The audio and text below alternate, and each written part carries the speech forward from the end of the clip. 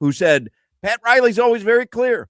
You have to have two parties to consummate any deal. And you can have one party that's willing to do everything. I think you had sent us a tweet from Barry Jackson. It wasn't like, and again, anything could happen in the next 54 minutes. It wasn't like Barry Jackson said the Bucks were holding out for someone and the Heat refused. They're just waiting till the offseason. It seems like they're inclined because they feel the deals might get better. And Giannis didn't create a stink. Yeah. Had Giannis, and we knew that he wasn't. I still believe that he would love to be in Milwaukee the rest of his career. If they got Kevin Durant and Victor Wembanyama and Nikola Jokic to come to Milwaukee, I don't think Giannis would want out. I think he likes it there. So, the Heat tried. Now, did the Heat say, oh, we'll also throw in Bam Adebayo? No. But I don't think Milwaukee was asking for him because I think they understood that he was untouchable. But had they done that, I mean, what are you really left with anyway? So I don't want to hear anybody saying that the Heat were asleep at the wheel. It's not like other deals for Giannis were there and the Heat were just kind of slow playing it. Like some argue they did with Dame Lillard. And I think we all agree in hindsight, they didn't. It was just Joe Cronin completely unwilling to do a deal with Miami. But regardless, Giannis, it doesn't look like is going anywhere, and Milwaukee will wait it out. And who knows? They might be saying, hey, cooler heads are going to prevail from Giannis's camp. We're going to try to make some maneuvers during the offseason, and who knows? But they seem to be buying themselves more time to either get a better deal or maybe keep Giannis. And so that leaves the Heat with the status quo, which I know no one's happy with. But it is what it is. And anything could happen in the next. Now we're down to 52 minutes. It could still end up with Ja. I mean, anything can happen. So, well, Hoch, I regret to inform you that people are complaining that the Miami Heat front office stood pat, no pun intended. What did you want them to do, people? Yeah, they're not happy. Hoch, I do think there is some truth to, and I'm with you, by the way. Like it is becoming clear to me based on some of the reports that we're seeing that the Bucks weren't as interested in moving on from Giannis as maybe most people expected. They weren't under the gun to do it. Like, yeah, he wanted out, but it was like, also, if you don't, it's fine. I like it here as well. Like, they just weren't under the gun. And listen, they're not stupid. Like, they've got to be looking at what happened with Dallas because Giannis is on that level, right? The Luka level. And they got to look at Dallas and go, wait a second.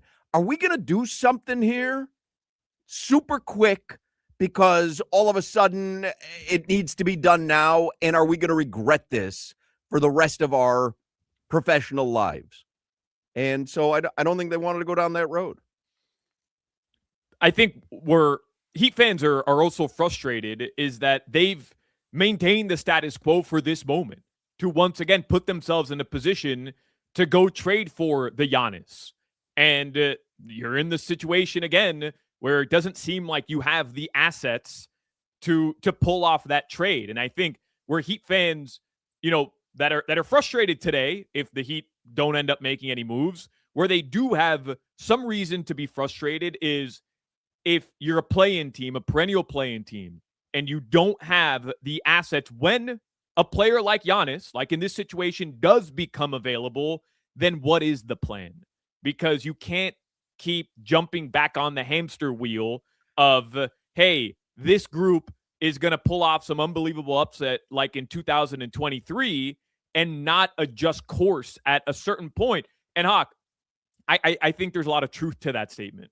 But if they did something else, they remove themselves from the ability to get Giannis. Well, maybe not. But if they were in a situation where they could reevaluate, recalibrate, and this summer enter into negotiations with Milwaukee if Giannis is available and they're Well, listening to this may more benefit teams. the Heat in the long run. I'm not kidding you. This might benefit the Heat because they may be able to put together the offseason. Maybe. But you're at risk of losing some players, and you're kind of back in the same situation that you were in. You'll have more cap flexibility for sure, and you'll have another unprotected pick. What would have been the alternative, though? I think the alternative would have been, and look, I think Barry Jackson has really nailed this in terms of how he's presented both sides on social media, which is it would take a complete change philosophically to how the Miami Heat handle their organization from the standpoint of they always think that they can compete with Eric Spoelstra and with the talent that they have. It would change a complete 180. It would take a complete 180 where they say we don't have enough. Let's move on from some of the players currently on the roster. Let's trade them. Let's get more assets via draft capital, via expiring contracts, whatever you want to do, and then reassess the situation in the offseason. Well, that to me is a fair conversation. It's different than the criticism of not getting Giannis right now, because that's a fair criticism. And Barry Jackson's been clear about that for a couple of seasons. Like, hey, maybe their methodology is flawed because, I mean, you know, the Bulls have done the same thing. The Bulls have, though, cleared out everyone, but they've ended up with 14 second-round picks. Tell me what that's going to net them. Like, I mean, and that, by the way, is probably what you'd have been looking at with the Heat. Second-round picks. And, I just, if you want to make the argument that the Heat have middled for too long, that's fair. But if you are only arguing this particular trade deadline where Giannis became available a week and a half ago, right? Just this one, Giannis became available a week and a half ago. If the Heat just sold off pieces and took themselves out of the running for Giannis because they decided we got to recalibrate, being a 7 seed and 8 seed is not for us, that's fine. That's fine. But everyone would have been complaining, "Oy, what are you doing? I thought you were in it to get Giannis." So it's kind of two conversations in my book. Has the Heat methodology been flawed the last few seasons? Probably. We're not going into the second half of the season with much hope that they can be much different than what we have seen in the first half. But could they have done anything more to get Giannis this time around? My guess, and it's based on nothing but a guess, they were the closest team in the NBA to getting Giannis at this particular trade deadline. I believe they were the closest team in the NBA to pull that off. Didn't happen because Milwaukee felt no pressure to get anything done, and that's from Giannis. But I think they were probably the closest team in the NBA. But what does it say then about the situation you're in where once that player does become available, if you don't have the assets? I just think, I'm kind of saying the same thing here. They almost did, though. Yeah, but did they? I mean, maybe those and look, I don't know, and I don't think we'll ever truly know. But were they really close? I would venture to say no for two reasons. One, I don't think the Milwaukee Bucks were seriously going to trade Giannis unless it was a blow you out of the water offer. And I don't think the Heat had that. I don't think anybody had that. And two, I had said this when the Giannis report came out, that to me, this would be a litmus test. The Miami Heat have stuck by Tyler Hero. They didn't want to pay him the extension, but he's been here. They drafted Khalil Ware. They have tried their best since the Terry Rozier thing was just an absolute debacle to stay flexible. And to me, this was a litmus test. Are the assets that they've developed, that they drafted, and that now they're using to try and go out and get the whale, because that's the only way you can do it in the NBA nowadays. Guys don't hit free agency. Pat Riley can't sit down with Giannis, throw the rings on the table, and flex the Armani suits and bring them to the Kaseya Center. It doesn't work like that. This was a litmus test of did they stockpile the correct type of potential package to go land that superstar? And as of right now, Hoch, the answer is no. And I think that's where the frustration is. if you don't have the capability via the assets that you've compiled to go make this type of move and to be genuinely in the conversation for it, and you're a middling team who has no clear indication of getting out of the first round again this season, then what's the direction? What's the plan? And I don't know what it is. And I do understand. I'm not here like all the fools on Heat Twitter, crushing Riley and saying that, he's asleep at the wheel. But I also, on the other hand, do understand the frustration of we're doing this again. But I think they were in position. Yeah. Again, I think they were probably right there. And if Giannis had said to the Bucks, you are going to be sorry if I am on the Bucks roster after this trade deadline, you are going to be sorry. You are going to have the most miserable half season that you've ever had. Had he done that, I think they had the assets to get him. And I think that's maybe what the Heat were counting on. Right. It is different, though, when someone's not a free agent. You can't talk to the player. Yeah. You can't. Yeah, you can't. So it is what it is. It is still day 4 of Super Bowl week, even though the NBA has hijacked it. And you got Panthers. They wanted a shootout last night. They really could have used 2 points and held Boston to 0, but instead you get 2 points and Boston gets 1, so it's not that great. And they've got Tampa tonight, and then they go on the Olympic break. We have a lot to get to today. Crowder is going to join us today. He is on Radio Row or near Radio Row. He's in San Francisco. They're taping an interview for The Pivot. He will join us at some point today. Gino Torretta is going to join us today. Rob Pizzola is going to give us some winners today, hopefully. Clay Ferrero is going to join us today. He was at Heat practice. He's boots on the ground with the Heat. We've embedded him with the Heat. And he will join us today in the 3 o'clock hour. So we've got a lot to get to. We'll start with headlines and Solana, brought to you by Doral Kia, home of the Pricito, our lowest price. Visit them at Doral Kia or DoralKia.com. I don't want to throw salt in the wound to Heat fans who are a little frustrated right now, but the Indiana Pacers have just traded for Giannis Antetokounmpo. That's right. That's right. Rick Smits and Roy Hibbert. That's right. Yeah, they are pairing Lance Stevenson, Danny Granger, and Tyler Hansborough. That's your new big 4 in Indiana. Giannis Antetokounmpo, Tyler Hansborough. The Pacers have just traded for Ivica Zubac.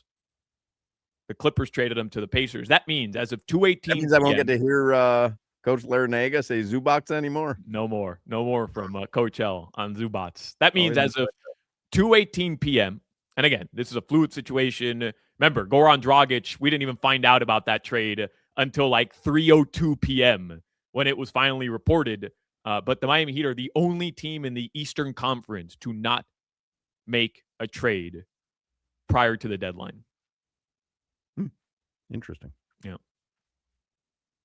Hoch, have you been paying attention at all to like the happenings at Radio Row? Like I know you and Stu Gatz do your podcast. He's out there for Fox Sports Radio. So I follow a couple people on social media, but like, has there been anything interesting from Radio Row? Not to me. I really believe the NBA is hijacked because Giannis is available. If it was just Ja, if it was just Ayo Dosunmu, because Giannis was theoretically available, I feel like the NBA has hijacked sports radio. Would you be surprised if the Heat traded for Ja over the next 40 minutes? Yes. You would? Yes. Because that's what that seems to be like the notion now. Okay, pivot, go get Ja. You want to take on that giant contract? And you're going to have to pay him more. Ja Morant wants out of Memphis more so than anything. You want to take that on without any guarantee of being able to bring anyone else here with him and Bam? Like, yeah, I guess the question is what's the market price for Ja Morant right now? Because we've heard some conflicting stuff, which is you can pretty much get him for nothing right now, but especially after the Heat lose out on the Giannis sweepstakes, is Memphis coming back to Miami now saying, oh, no, we'll take a first-round pick. We'll take Tyler Hero as well. And you're like, no. Hit the bricks. Yeah. Yeah, I haven't seen anything from Radio Row. The Chicago Bulls, your Chicago Bulls, traded Yeah. Ayo Dosunmu to the Timberwolves, and they have added Gershon Yabusele from the New York Knicks. The Bulls made a ton of moves over the past 48 hours. I'm going to have to watch a Bulls game now. No Kobe White. No Nikola Vucevic. No Kevin Huerter. No Ayo Dosunmu. I mean, if Matas Buzelis and Josh Giddey don't account for 80% of their point output, they're not going to score more than 60 points a game. Well, don't worry, because you got Rob Dillingham, Leonard Miller, and 4 second-round picks for Ayo Dosunmu. My son texted me. He put in Buzelis over 30 tonight at plus 550. Raptors and Bulls tonight. No Giddey, and Boozy's got to score. He's got to score. The big trade yesterday, I mean, there's so much going on. The Pelicans traded Grand Theft Alvarado to the New York Knicks. Our old friend Gabe Vincent, who was with the Lakers, got traded to the Atlanta Hawks. Lakers get Luke Kennard. And as we mentioned, the Bulls have been active. There really is a lot of action in the NBA right now. But the big trade, I think, last night, Hoch, which essentially took the Warriors out of the Giannis chase late last night. The Warriors traded for Kristaps Porzingis with the Atlanta Hawks. They sent them Jonathan Kuminga and Buddy Hield. That was probably, I don't know if you agree, probably the biggest deal yesterday in the NBA. It was. I was just busy here. I opened up the Bulls lines, and I just bet the Patrick Williams over, because Patrick Williams now is going to think this is his team. Like, now Patrick Williams is going to think this is his team. He is going to jack up 1,000 shots. His over-under is 11.5, which is higher than normal. Usually it's around 9.5. Patrick Williams going for 20 tonight. I mean, he's the highest paid player on that team, isn't he? Oh, my God. Like an $80 million contract. Highest paid player. Highest paid player on the team. It's absolutely insane. Take over, P-Dub. It's your squad now. Patty will. What a bum. Give him the number 23 jersey. Let him go. Let him go be Jordan. The Heat are off until tomorrow. The Florida Panthers do play the Tampa Bay Lightning tonight. Second night of a back-to-back, and this is their final game prior to the 3-week stoppage for the Winter Olympics. Yeah. Those are pretty much your headlines. Keep an eye on the trade deadline if the Heat end up making any moves. But if you're just joining us, talking about the Zubox news on ESPN. Zubox, huh? Zubats. I call him Zubac. Where'd you get the X from? Zubox. Your weather in South Florida right now, it is rainy. I don't know about up there, but it's been rainy all day here in Kendall. Tonight, the lows, it's going to get a little chilly again tonight. The lows going to be back in the low 50s this evening. All right. And then even colder over the weekend. That's right. It's like cold. Yeah. Gino Torretta scheduled to join us in the next segment. Talk a little Super Bowl with him. I like talking Super Bowl parties and barbecuing and stuff with him too. He's got he's gonna flex his T-bone steaks and how he's been marinating them since a week ago. What he's doing. The guy knows how to throw a watch party. I mean, he just does. All right, Gino Torretta in a moment. Many guys listening, I am sure, started the year with a resolution about improving your health, and hopefully you're doing that. But if you're tired, low on energy, you're not sleeping well, you don't see progress at the gym, staying committed can be tough. But Atlantic Men's Clinic can likely help you with that, because being tired and low on energy and, not seeing progress when you're working out, those are often signs of low testosterone. And that's where Atlantic Men's Clinic comes in. I've been getting a testosterone shot at Atlantic Men's Clinic for over a year now, and I love it, man. I wish I'd started sooner. There's this noticeable difference in energy. And now Atlantic Men's Clinic is also helping men go further with 4 targeted body composition plans featuring GH peptides, NAD+, GLP-1, and PDA, all designed to boost energy, support metabolism, enhance recovery, and accelerate fat loss. With the low T treatments combined with the body composition programs, most men notice real improvements, more energy, better focus, improved sleep, stronger workouts, often a renewed sex drive as well. So I always say, go to the website or call them, schedule a consultation. Everyone there is so friendly. You go there, they'll do your lab work, they'll have your results within 30 minutes. A Florida licensed medical provider will review your results with you and discuss your options. And they've got 7 locations in South Florida. So call them today, 877-455-7300, 877-455-7300. You can also always visit atlanticmensclinic.com. Featured therapies are compounded and have not yet been evaluated nor approved by the FDA. Provider prescription required. See website for details. You're listening to the Hoch, Crowder, and Solana Show. Hey, man, I'm not gonna lie, man. I'm the hottest chick in the game right now, man.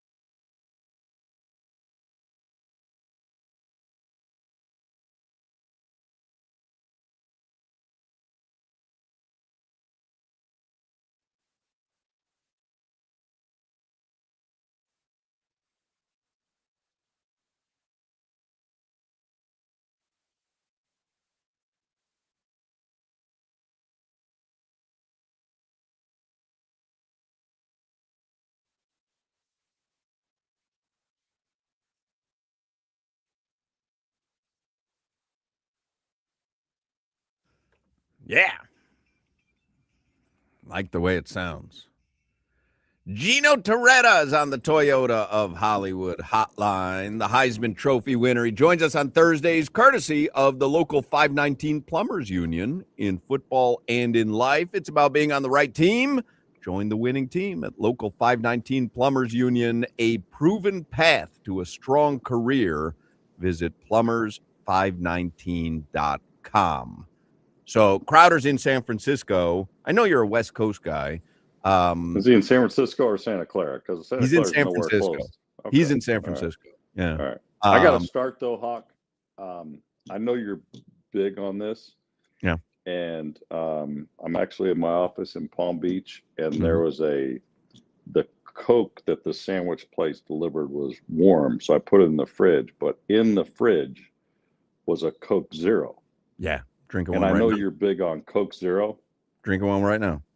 I've had 2 sips of it, and there's zero chance that I'm going to try another one of these. There's literally no difference between a Coca-Cola and a Coke. You cannot. You know what? tell the difference. You're drinking full sugar Coke. Is that what you're saying? Hell yeah. Yeah, that's Real ridiculous. Coke. I drink real Yeah. Coke. Yeah. If you're going to try to tell me that this tastes the same as real Coke, Exactly you're the nuts. same. You're Exactly nuts. the same. Yeah. The Maybe zero. maybe it tastes the same as Diet Coke, but it's No, I don't like Diet Coke. zero chance. Yeah, I Zero don't like chance. Diet Coke. Wow. Are you a Coke guy over Pepsi? 100%. Yeah. Like if it's Pepsi, I gotta go the what is it? Sprite or not Sprite, whatever their Zero 7-Up is. Starry. Maybe, yeah, whatever that is. Maybe if I need caffeine, then I got to go. That's the only time I'll ever drink Mountain Dew. What do you think about So- this? So Crowder's in, speaking of food, he's in San Francisco. I've never Okay. been, but it's a great eating city, correct? They have- Phenomenal. Yeah. He has been there 4 nights. Okay. 2 of the 4 nights for dinner, he has went to brought, Five Guys. no, worse. 2 of the 4 nights, he has Uber Eats in Wingstop as his dinner.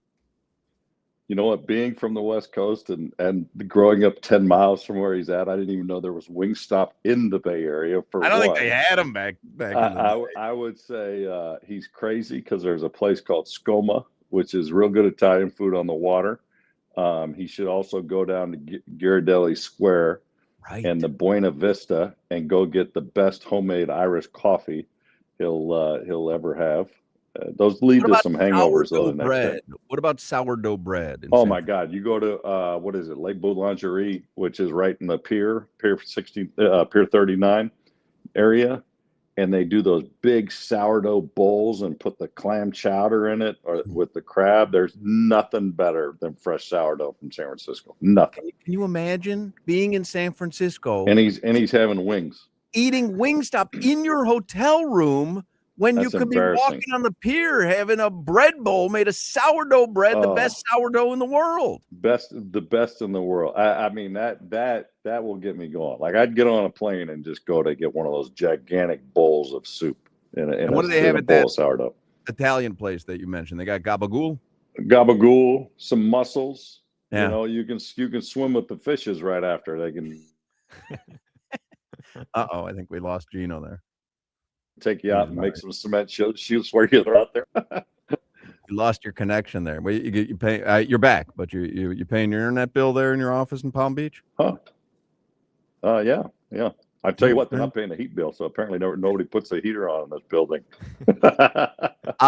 Who do you like Sunday? Did you turn on the heat? Did you turn on the heat in your house? I when it was did. cold snap? So we spent the weekend in Naples, and when we got back to the apartment, it was Sunday night, and we tried to tough it out. We're under the blanket, we're on the couch, we're watching TV, got socks on, and I know my wife was miserable, but I had made the edict, we're not putting the heat on, but she was miserable, and I was frozen to my core. And I'm like, you know what? Just to take the nip out of the air, I've got to turn the heat. It was like 35 degrees at one point. Like the house was cold. So yes, I refused to. I had the socks on, the sweats, the hoodie on for bedtime. The worst part, put it on. Never. I know. The worst part is, Hawk, the island marble at our house. Like I'll sit there in the breakfast, try to drink a coffee, and I put my elbows on the metal, and I'm like, holy crap, I got Cold Stone Creamery right here in the house. Let's just throw the ice cream on Put the heat on. Solana, you put the heat on, right? I did. I turned it off yesterday. I think I'm going to have to turn it back on, but I did. Yeah, it's I supposed turned to get it cold on again this weekend. I think it was Monday morning where I said, enough is enough. My house, it was 52 degrees inside my house. Like, what's Wow, the it point? got 52. It only got 64 in ours. So. That's cold, though. Nobody keeps their house at 64. That's I, cold. had to go, I did drive around the neighborhood to warm up. Let me put it to you that way. I put the heat seater on and turned my heater on in the car. Who do you like on Sunday? I want to talk about Super Bowl parties and menus and blah, blah, blah. But who do you like to win the game? Put the spread, which you don't follow anyway, aside. What is it, like 4.5? Yeah, 4.5. Seattle's a 4.5 favorite. I like Seattle. I played Seattle.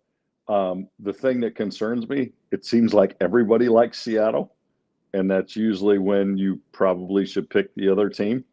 I was in Boston this weekend, and obviously up there they all want the Patriots, and I just said, well, this year they're not allowed to watch the other teams practice the week of the game, so they might have a little bit tougher time with game planning. But no, I think it'll be a good game. I think the defense for Seattle is pretty good, even though the Rams skewered them pretty well. But I'd take the Seahawks, but I don't. To be honest, I don't really. Does it come down to the quarterbacks for you? Like where you say, hey, you know what, Sam Darnold, he's been around a while, and Drake May is just getting started, so I'll just lean towards Darnold? I don't know. I think it's more the defensive side.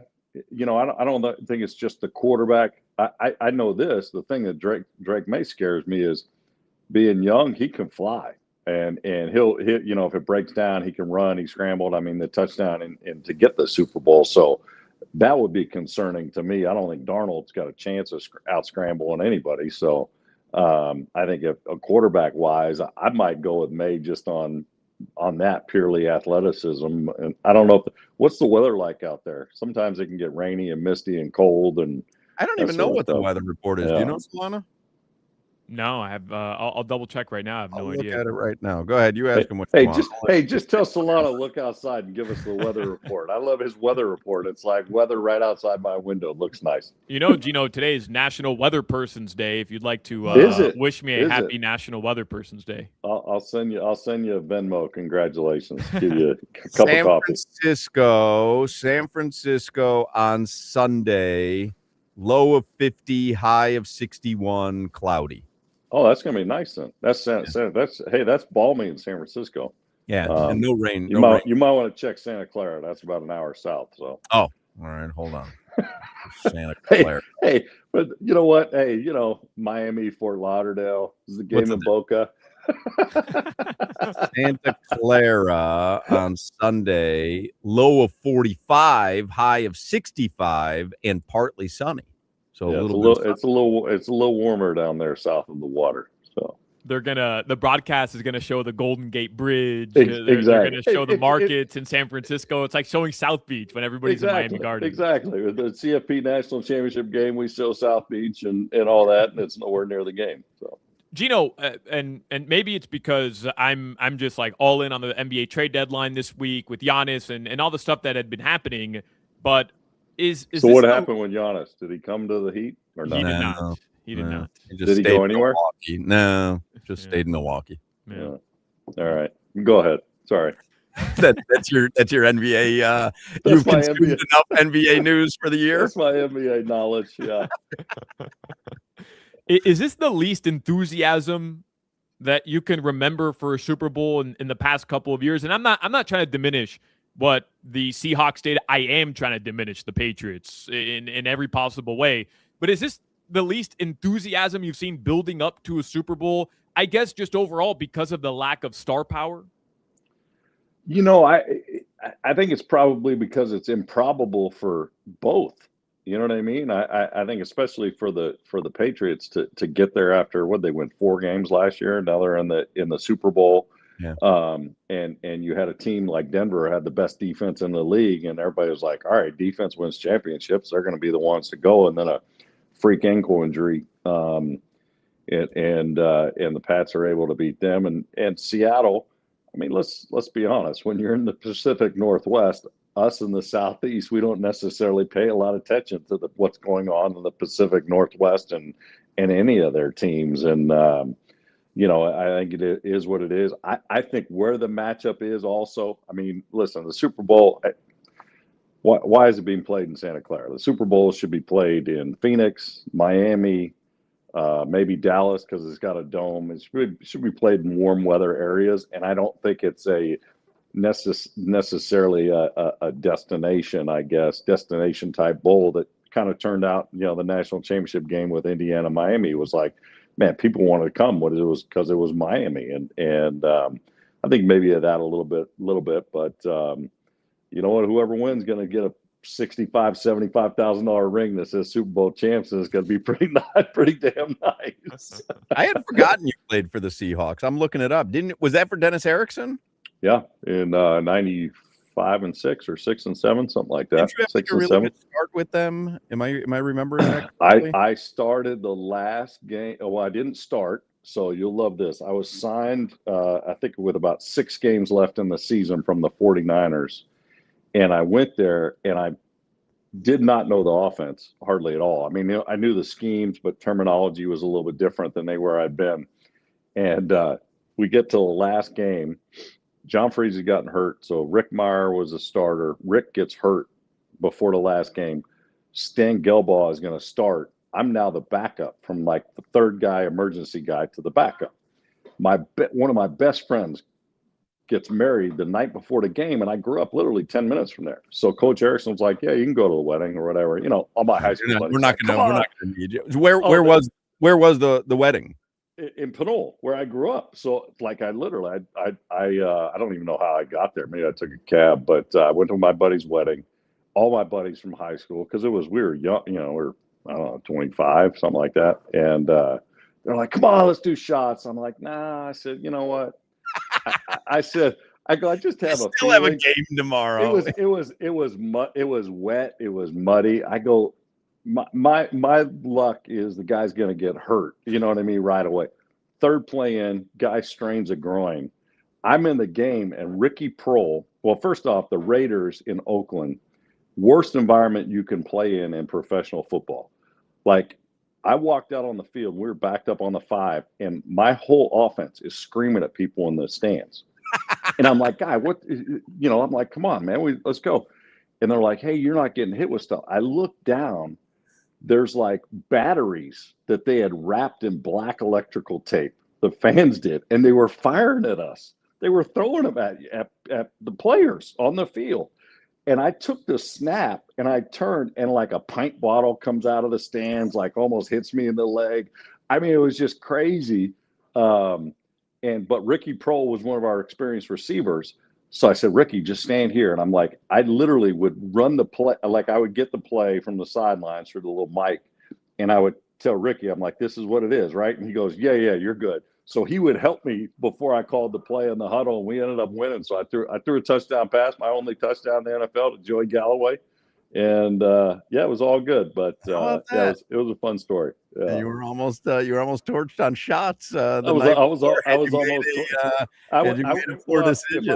if I was playing for the Raiders, I would have been doing the shots. I remember the former Marlin, Jorge Cantu. He grew up in Oakland, and he would go, even when he was playing for the Marlins, he would go once a year to a Raiders game and sit in that section, the crazy section. Oh, they're nuts. Yeah, it's like that literally was supposed to be like hell on earth. I had a high school buddy. He was diehard Cowboys fan, and he actually went to a Raiders game in an Aikman jersey and got the crap beat out of him. Yeah, you take your life into your own hands. Yeah, you can't do it. So anyway, the Super Bowl Sunday. Yep. What are you doing? What's your Super Bowl spread looking like? I'm imagining that you're firing up something on the grill. I haven't even determined that. I totally forgot the game was this weekend. That extra week of break. I don't know. I don't know. The Super Bowl is Sunday, huh? Listen, with all the extra college games we just went through, like the season kind of ended on the 18th or 19th when we ended up losing the championship game. So I was kind of over it, I guess. And a little travel. I don't know, probably steak. Yeah, on the grill. I don't have any. I'm one of those guys. I really am one of those guys. I do not like watching the Super Bowl with a group of people or Me too. going to a Super Bowl party Me too. because the game is of least interest to me. I want to see the commercials. Yeah. And see, okay, I'm all in. And like, I want to know if they're funny and rewind them I and like not all have the to. all the Yeah. pomp and circumstance Yeah. around and during the game, unless obviously you're rooting for a particular team, but all the pomp and circumstance before the game, during the game, halftime, the commercials. I love Exactly. all. Well, I want to see Green Day went to my high school, so I want to see Green They Day did? play before. Yeah, they went to my. They I used didn't to know play in. They used to play in our quad. Billy Joe Armstrong, the lead singer. I didn't tell you this. He was that. He was the water boy for the Rodeo Crockett Cowboys, my sixth grade football team, because Dave Armstrong's older brother was my age. How about that one? And That's the funniest thing I've ever heard. Billy Joe Armstrong was your water boy? he was the water boy on the Rodeo Crockett Cowboys. My mom was involved in a bunch of charitable groups. He was like a childhood entertainer. So I can remember, and I swear I keep meaning every time I go out to my mom's house to scour the filing cabinets. And my mom's a hoarder. There's crap all over the place from all over. But I remember pictures of him in the blue ruffled tuxedo shirt as a kid, like in the Dumb and Dumber? it would have been exactly would have been Yeah. like the early 80s. Yeah, he was like a tap dancer, entertainer. But they would play at Pinole Valley High School in our quad. They would hang out at the they just did a memorable plaque on the side of the 7-Eleven, which is about 400 yards from our high school, where I guess they used to be truants and not go to class and hang out at the 7-Eleven. But yeah, they play in the quad in my high school. He's a couple years younger than me. That's funny. Great Yeah. story. That's We went insane. back in time with Gino. We got to hear about his touchdown pass to Joey Callaway. I mean, this was an excellent segment that we did. Gino Torretta is with us on Thursdays, courtesy of the local 519 Plumbers Union. With all the changes in how America does business, you can count on one thing: the union-trained plumbers of Local 519. Join a winning team today with Local 519 Plumbers Union, a proven path to a strong career. Visit plumbers519.com. Gino, go enjoy that Coke Zero, and we'll talk Absolutely to not. I'm going to go get the real thing. you next. See you, Gino. See ya. There you go, Gino Torretta. We'll take a break. We'll come back with more Hochman, Crowder, and Solana. You're listening to the Hoch, Crowder, and Solana Show. Woke up this morning, got me some gabagool. Then I woke up the next day and got some gabagool.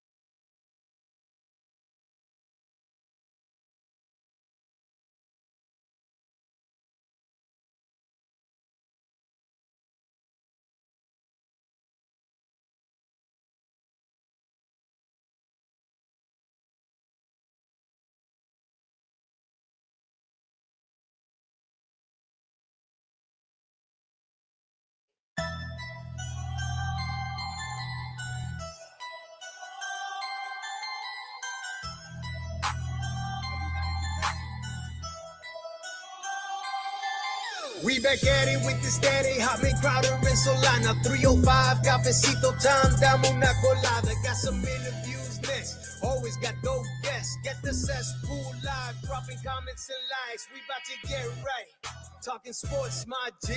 Listen to Odyssey and 104.3. Live and back on GeorgiaMusic.com. Hitting it at the park like a Matt Mervis bomb off power. Get ready for the 3 o'clock hour. Get ready for the 3 o'clock hour. I'm ready. Get ready for the 3 o'clock hour. Is Pat Riley ready? Get ready for that 3 o'clock. Ready for that 3 o'clock. Somebody puts on the chat on our YouTube stream. Fan since 1988. I am done. Season is over. Not going to use any of my season tickets and won't renew. But is that because they didn't get Giannis? I mean, literally, there's 30 teams that want to have Giannis. Like that, like if the Heat didn't get Giannis, now if you're saying I that's the only thing that you've put up on the chat. If you're saying no, they had to do something, anything, or else I would have had this reaction. If it's just because of Giannis, then I think that's a little unfair because I think it's more so the former than the latter. I think it's both. That would make a little more sense to me again than just saying they didn't get Giannis. I'm done with them. So the trade deadline has passed, right? It was at 3 o'clock. Am I correct? It was 3 o'clock. I mean, there could have been trades that were submitted before 3. No, understood. But the trade deadline itself has passed. It's done. 3 o'clock was the NBA trade deadline. All right. So, and they're saying on ESPN right now, Bucks do not trade Giannis at deadline. Giannis expects to return this season once recovered from calf strain. So he will play for Milwaukee this season. He will not play for the Miami Heat. Ira Winderman tweeted out, if the Heat do not make a move, which again, some stuff could come through the pipeline in the next couple of minutes, they would have 2 roster spots they could fill on the buyout market, considering there would be no reason not to waive Terry Rozier once the deadline passes. So you still have the buyout market to look forward to. I believe Chris Paul probably will be up in there. Yep, Chris Paul will be there. I'm like trying to think of anybody make a splash in there that would excite Heat fans. What's Joe Johnson up to these days? All right, so they're reporting it as breaking news now on ESPN. Bucks do not trade Giannis at the deadline, according to Shams. Warriors, Heat, and Timberwolves were among the interested teams. So, and we knew that.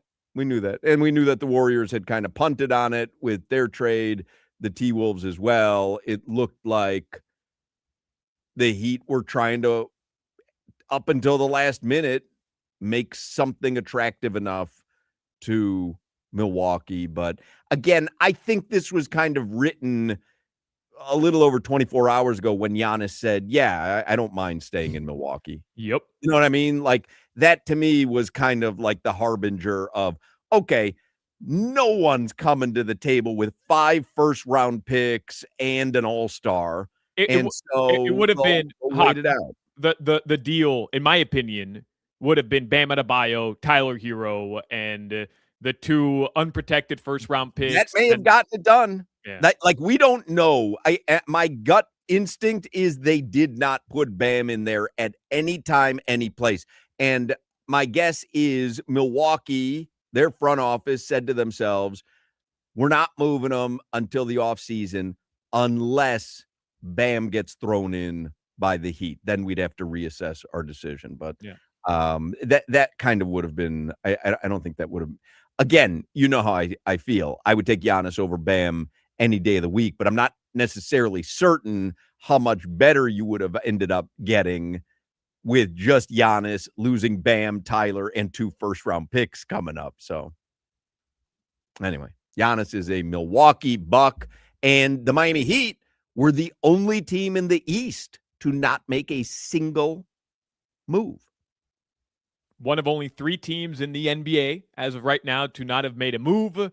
the San Antonio Spurs, the Houston Rockets, and our very own Miami Heat. All right. Well, there you go. That's the now we can focus on the Super Bowl or what? Yeah, I guess. I'm telling you, they hijacked the NBA, completely hijacked Super Bowl week for me. Yeah. I really thought there was a time when I thought this week the Heat were getting Giannis. There were moments this week where I was pretty convinced in my own head that Giannis was coming to the Heat. I stayed up until 5 a.m. last night because I didn't want to miss it. I couldn't go to bed. Like, I genuinely thought when I saw that the Timberwolves and the Warriors had pivoted, I said it's the Heat now. It's got to be. There's only one team that hasn't made a move yet. The T-Wolves went. They got Ayo Dosunmu. The Warriors traded for Kristaps Porzingis, who hasn't played since January 7th. God bless him. And I said, okay, this is positioning, or this is turning out to be the situation where the Heat throw everything at the Bucks and say, we're your only offer. But, Hoch, I mean, we read those comments yesterday from Giannis. He does not want to be the bad guy. He doesn't. That was kind of the end of it. He doesn't want to be the bad guy. And if he wasn't in that building bleeping everybody off and saying, get me to Miami because they're the only legitimate offer I want to be there, then it may, from a basketball standpoint, from a front office standpoint, it makes all the sense in the world for the Milwaukee Bucks organization to not do a trade today. It makes all the sense in the world. Wait till the offseason. More teams can recalibrate. More teams can throw offers your way. And even for the Heat, for those who are interested, Miami now, prior to the NBA draft, can now draft this year's selection for Milwaukee. So they can essentially include 3 first-round picks. Correct. But if the Heat ultimately end up going through the play-in and do what they do every single year, which is win the play-in tournament, then they can draft no lower than 15. And well, is that an attractive place for the Bucks to say, oh, how that's about a first-round pick? I believe in Eric Spoelstra and Norman Powell and the rest of this roster. So I believe the Heat, when they win the championship, will not need the services of Giannis. Don't roll your eyes at me, Jimmy. I will come in there. I will smack your face. I believe after they win the championship, they will not need the services of Giannis, or they'll hold all the cards. Mm-hmm. Or they'll be adding to their championship roster a disgruntled Giannis Antetokounmpo.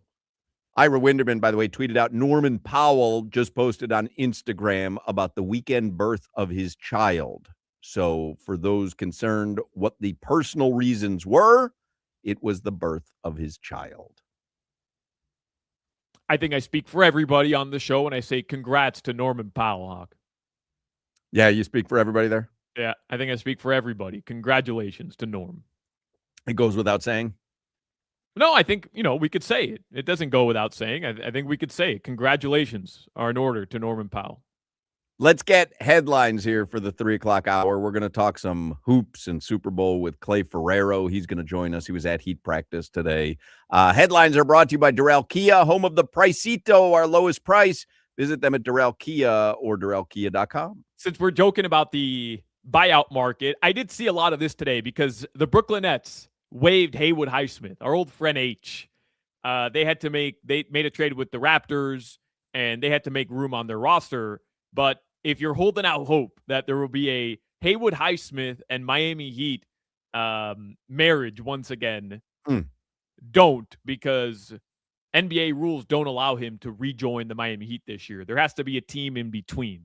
So there were people holding out for that? Yeah, I think there were. There were a lot of people. If it wasn't going to be Giannis, it was going to have to be Haywood Highsmith. All right. That's right. Yeah. Ja Morant also, he stays in Memphis. He was not traded at the deadline either. I would say that has something to do with his contract and what he's going to garner. What he wants in this upcoming offseason, which I imagine somebody's going to give it to him. There will be somebody. Oh, yeah. I wouldn't even mind if it was the Heat. If they determine that they can bring him back to the skill level that we saw the first couple of seasons, I wouldn't mind that at all. I just feel like right now it was a little bit rushed because it was like, oh, do we want him? Can we get Giannis? Can we get Giannis and John Morant and keep Norman Powell? Like it was very frenzied. I wouldn't mind if in the offseason the Heat say, yeah, we're going to add John Morant to this roster and we're going to move on from such and such. Like, well, they'll figure it out. I have mad trust in Pat Riley. I know a lot of people don't, just looking at the chat, but I have mad trust in Pat Riley. But I have mad trust in the front office too. I don't view it from the lens that I think a lot of Heat fans are viewing it in right now, which is this front office is washed and that they can't pull off trades anymore. Like, I don't view it from that lens. But Hoch, I'm not gonna lie, like I'm still here refreshing Twitter because I'm struggling to believe that the Heat made 0 moves. They were swinging for a home run. And listen, there are teams and there are hitters who are singles hitters. And there are guys who walk up there and try to jack one over the fence. But the people who do that, a la Dave Kingman on the 1978 Chicago Cubs, you're going to strike out a lot. Yeah. But when you connect, it looks unlike anything else someone does in the batter's box. So they swing for the fences. They do. That we know this about them. And it's like, yo, you want them to pivot now and be a different style of organization. Right. But I love the organization that swings for big monster dongs. You're not going to hit one every at bat. But when you do, you got 3 guys coming out from under the stage to Ferrero Monch, and the rest of the country upset at you. Give me that every day over injured Kristaps Porzingis coming to play 11 games out of 82. The hell? I saw a graphic yesterday. The new starting 5 in Golden State, and it was like Draymond Green, Kristaps Porzingis, Steph Curry, Brandon Pajemski. Just how many teams has Porzingis been on? Horford. A ton. I remember Stephen A. Smith's crash out when the New York Knicks drafted. Do you remember that? Yeah, like I do remember crash that. out. I do remember that. Yeah. I mean, he's legit when he's but he's available. always injured. It's the Anthony Davis thing where Knicks, Mavericks, Wizards, Celtics, Hawks, Warriors. 6 teams. Crazy.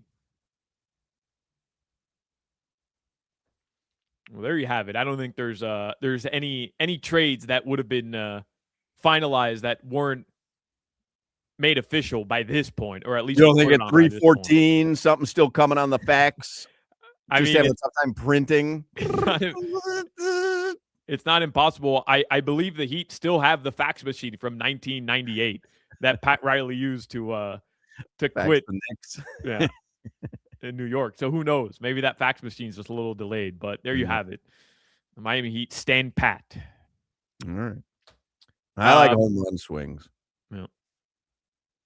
That Clippers trade, by the way, just kind of recapping some of the stuff here at the deadline. The Clippers trade, they sent Zubongs to the Indiana Pacers.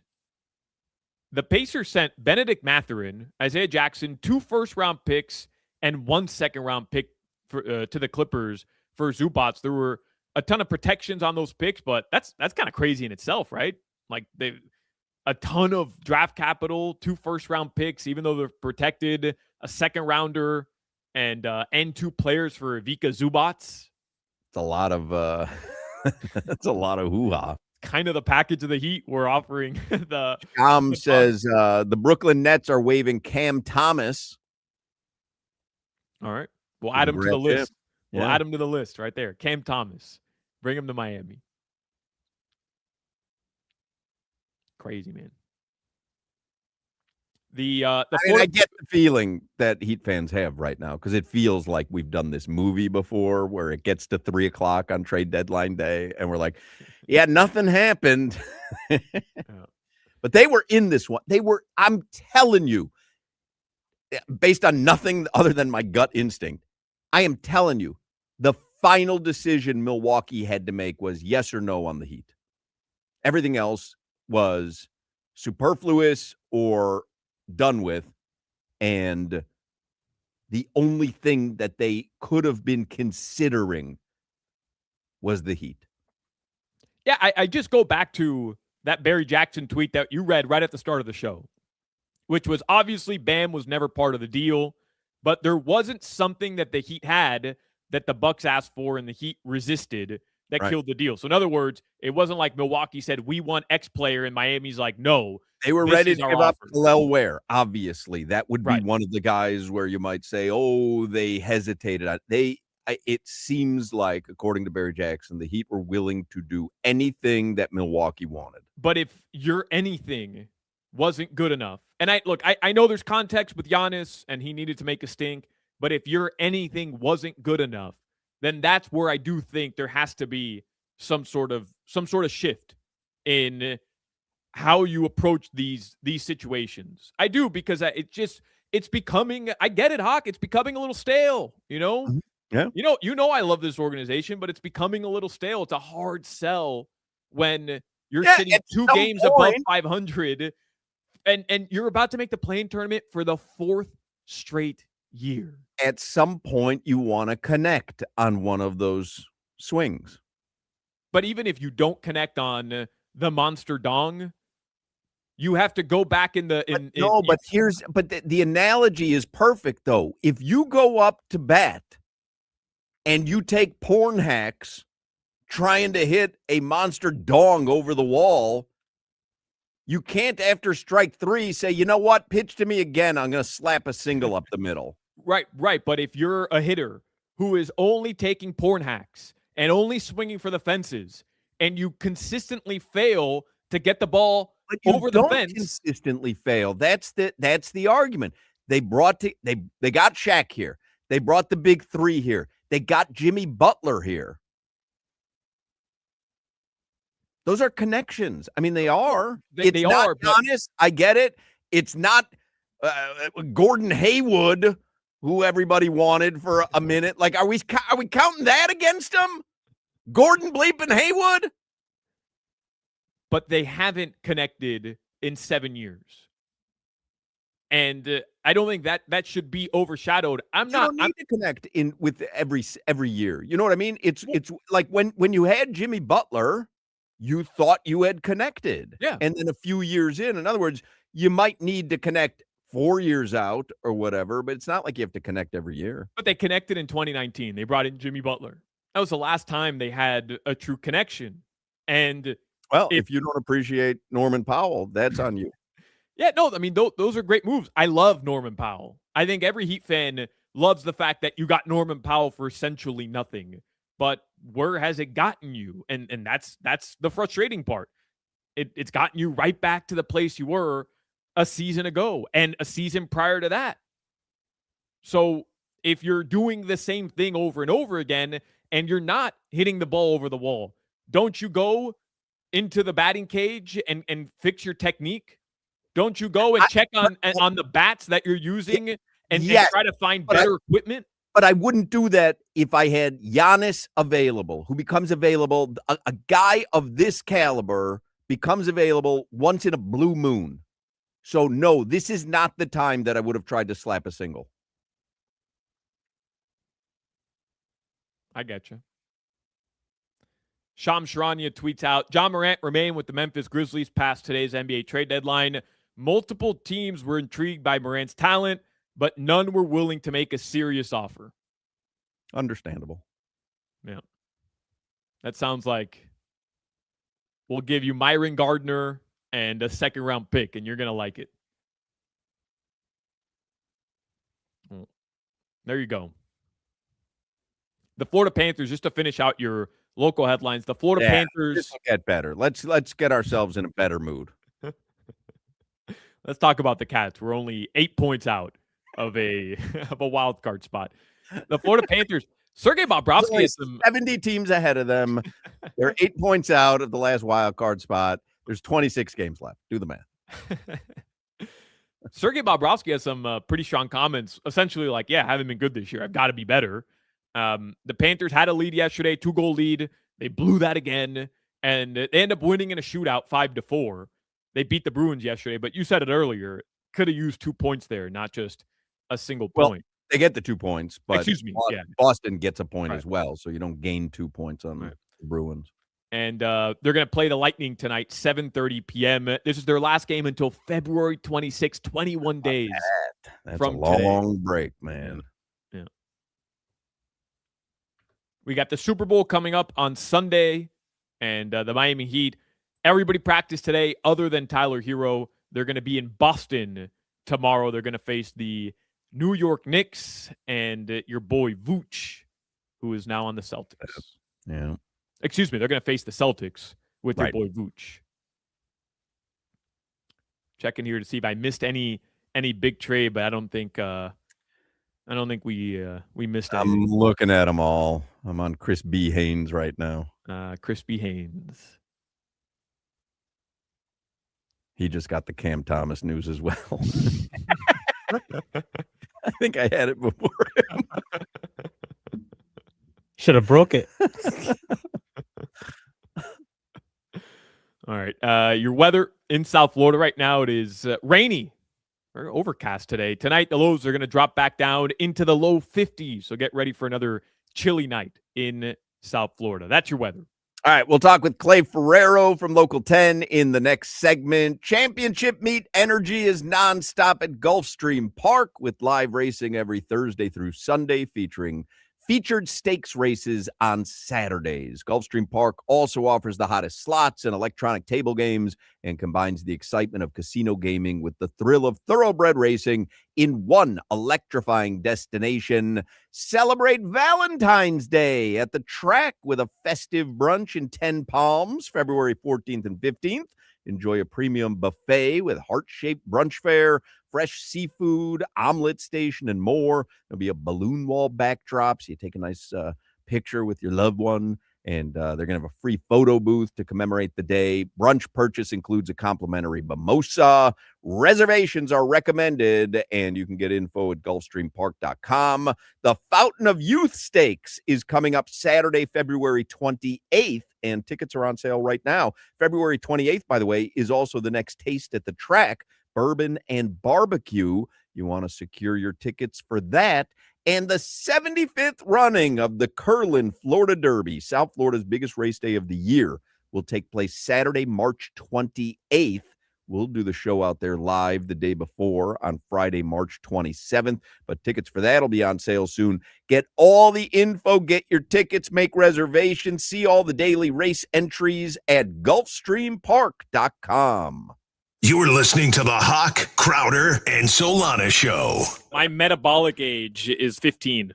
Yeah, well, your metabolic IQ is 15 as well.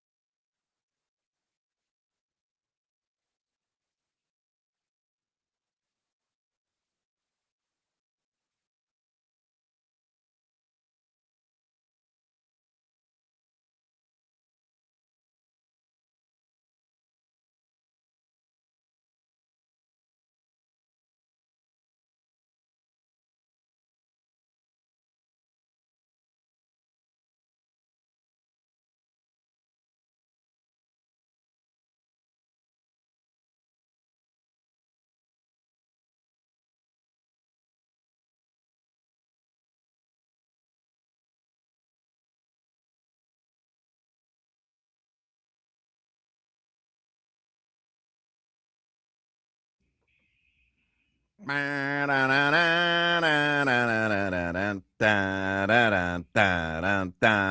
see Crowder on my video monitor. He has checked into the broadcast festivities from San Francisco. Yes. Oh, Had me some more Wingstop last night. it's ridiculous. In fact, I talked with Gino Torretta about it because, he's a California guy. And Clay Ferrero is going to join us here. I'm going to bring him on in a second. Crowder is just joining us because he was doing some stuff for the Pivot earlier in the show. So I don't know if you saw, the trade deadline has come and gone, and Giannis is still a Milwaukee Buck. And there are a lot of outraged Heat fans. I'm not one of them. I was making the analogy in the last segment to Solana. If you're going to swing for monster dongs, you're not going to connect. And you have to make a decision. Do you want to be a home run hitter, the likes of which Giancarlo Stanton rips the seams off a ball, or do you want to be a slap singles hitter? Because very rarely can you be both. And the Heat, they've shown you over the years who they are. Mm-hmm. They are a monster dong hitter, which means you're going to strike out a lot because that's the way that it works in baseball. Yes. And so they tried to get Giannis. Didn't happen yet. Doesn't mean it won't happen in the offseason, but there's a lot of – they're the only team in the East that did not make a single move during this trade deadline time. But we're swinging the bat really, really hard, and I love that as an organization. All right, we're going to ask Clay about it, and then we'll chit-chat with Crowder throughout the rest of the show as well. Clay Ferrero's on the Toyota of Hollywood hotline, sports anchor and reporter for Local 10 here in Miami. He was at Heat practice today. He is boots on the ground, man. He is embedded with the Miami Heat. Are you I don't want to say are you upset, Clay, because I'm I don't think you're upset, but Heat Nation, just based on the chats that I'm seeing on the text line and on the YouTube stream, people are upset that they didn't make a move. Are you surprised, I guess, Clay, that nothing happened? No, I'm not surprised because I think, unfortunately, this is kind of where we're at right now with this team and this franchise. And I think I want to go back to your analogy about a singles hitter versus a home run hitter. It's if you're going to hit home runs, you're going to swing and miss, but you also better be in the gym lifting weights so that when you do connect, you're putting yourself in a position to actually swing big and hit a home run. And what I think the issue with the Heat has been recently, when you go back to the big three and getting them and then kind of being fortunate enough that things fell into place for Jimmy Butler, they haven't put themselves in a position because they haven't accumulated the assets in order to make these deals. If they had the assets available, they could have made this deal. And, not necessarily speaking strictly to Giannis, because I still think that's going to be in play in the offseason. But when you're looking at the totality of these last few years and not being able to hit, you got to put yourself in position. And they just they haven't figured out how to accumulate the right kind of assets. And for that, I do think there's some blame to go around. And but Clay, to that point where just at least swinging for it, at least always being in the conversation. Like there's not a lot of teams that can say they're always in the conversation for a Giannis or even the Damian Lillard, where we know he got hurt afterwards, but just always being in the conversation. Is that something to say for an organization? No, I don't think that does anybody any good. You got to find a way to get something done. And I also think if that's not going to get it done, then you got to figure out another way. I think one of the biggest issues that's happened over the last few years, and maybe one of the biggest mistakes, is that I think Jimmy Butler being so good and such a supernova in the biggest of moments, and especially in the playoffs in 23 and 2020, I think it kind of led the Heat to believe that maybe the rest of the core pieces were better than they actually were. And when you've got a player like that, you either got to understand that, man, he's an elevator. He's elevating everybody around him. And I'm not saying that I think they made the right choice not to pay him. I think trading him was the right choice at the time. But I also think that what we've seen over the last couple of years since he left is that, the core that's left just isn't the type of core that can get you there. And so at that point, you got to pick a direction. And right now it feels like they're just going to be stuck on the hamster wheel of play in and then, maybe you get out of that and get into the playoffs. But no, to me, being in the conversation doesn't do you any good when you've already raised the bar around here that it's championships or bust. Clay, what does that different direction look like? Because, I was telling Hoch earlier, I am a little disappointed I thought Giannis was a long shot after I read that piece in The Athletic, his one-on-one, where, it was very clear he wasn't going to make a stink. He wasn't going to force his way out of there. So I just felt like it was a long shot after reading that. And I wonder what the direction looks like in your mind where they do pivot and kind of change course. Was it trading some of their younger assets and just stockpiling picks? Because again, like, it goes against everything that this organization has done over the course of time that Riley's been here. But I think that's where you have to reevaluate. And I understand all of that, and that they view this is how they got here. And yet, man, I think you also got to look at just how great Jimmy Butler was during his time here in the playoffs. I'm speaking strictly about the playoffs because, when Jimmy was coasting in the regular season, you're a play-in team. When Jimmy was just normal Jimmy, you're a play-in team. And then when Jimmy flipped the switch come playoff time, man, you just got this special player that can elevate an entire roster. He's gone now. So you have to kind of decide, all right, well, how are we going to get back to where we were? And to me, it's, okay, if you're not going to be able to hit on a Giannis today, if you're not going to be, and I agree with you. I don't know that it was ever a realistic possibility, but then you got to look at, okay, is this team going to compete? Is this team potentially going to win a championship? And I mean the 25-26 Miami Heat. And I mean, honestly, it's kind of challenging to see that happening, right? So it's hard for me to believe that you couldn't have gotten something for some of these players. Andrew Wiggins is one that I look at as somebody that could have been really enticing to a team when you hit the deadline, and 3-and-D wings are really hard to find right now. So I would have looked to see if, man, even if you could get a couple of second round picks, those are being used as assets these days. I don't understand the idea of just kind of being stuck on the hamster wheel year in and year out. I know Giannis was the whale, but maybe a tuna in John Morant. How did you feel about the John Morant thing? He might not be a whale, but he's at least a big mahi. And see, I would have been fine with taking a chance, because you're talking about taking swings, right? Well, I mean, you're taking a swing on a guy who had immense talent a few years ago, and I understand that some of the metrics have gone down and stuff like that and stuff around the rim, and maybe there are some issues right there. Look, if their scouting department came back and said, hey, look, we've watched this guy, he's not getting to the rim like he used to, the explosiveness is gone, because you've heard some of that with the analytics. If that's the case, then fine. I don't mind that, because at least then you're saying there's a player value reason why we're not doing this. But if you still believe that the talent is there, then that's the type of player that you take a swing on. Remember, I mean, you go back and all the stuff that was going on with Tim Hardaway in Golden State, and I'm not comparing the two situations as far as the specific situations, but as far as, like, man, they're ready to move on, and there was a feeling that Tim Hardaway wasn't the player that he had been, and yet those are the types of players that in situations in the past that Riley's capitalized on. I guess it kind of begs the conversation of, if there has to be a shift in strategy or trajectory, then you really have to talk about making a shift in the front office. No? I mean, we know who Pat Riley is. Pat Riley is not satisfied doing what the Bulls did, trading some pieces to get 9 second-round picks. He is a whale hunter. And if you're saying that strategy just isn't working, hasn't worked in a long enough time, then you're really having a greater conversation, no? I think it depends on because I think your point about, like, not being okay with getting the 9 second-round picks, you have to look at what gets you the whale now. And if you go back to, when the big three came together, yes, you ultimately turned that into trades so that you could maximize salary, all that stuff. But the reality was those guys were free agents.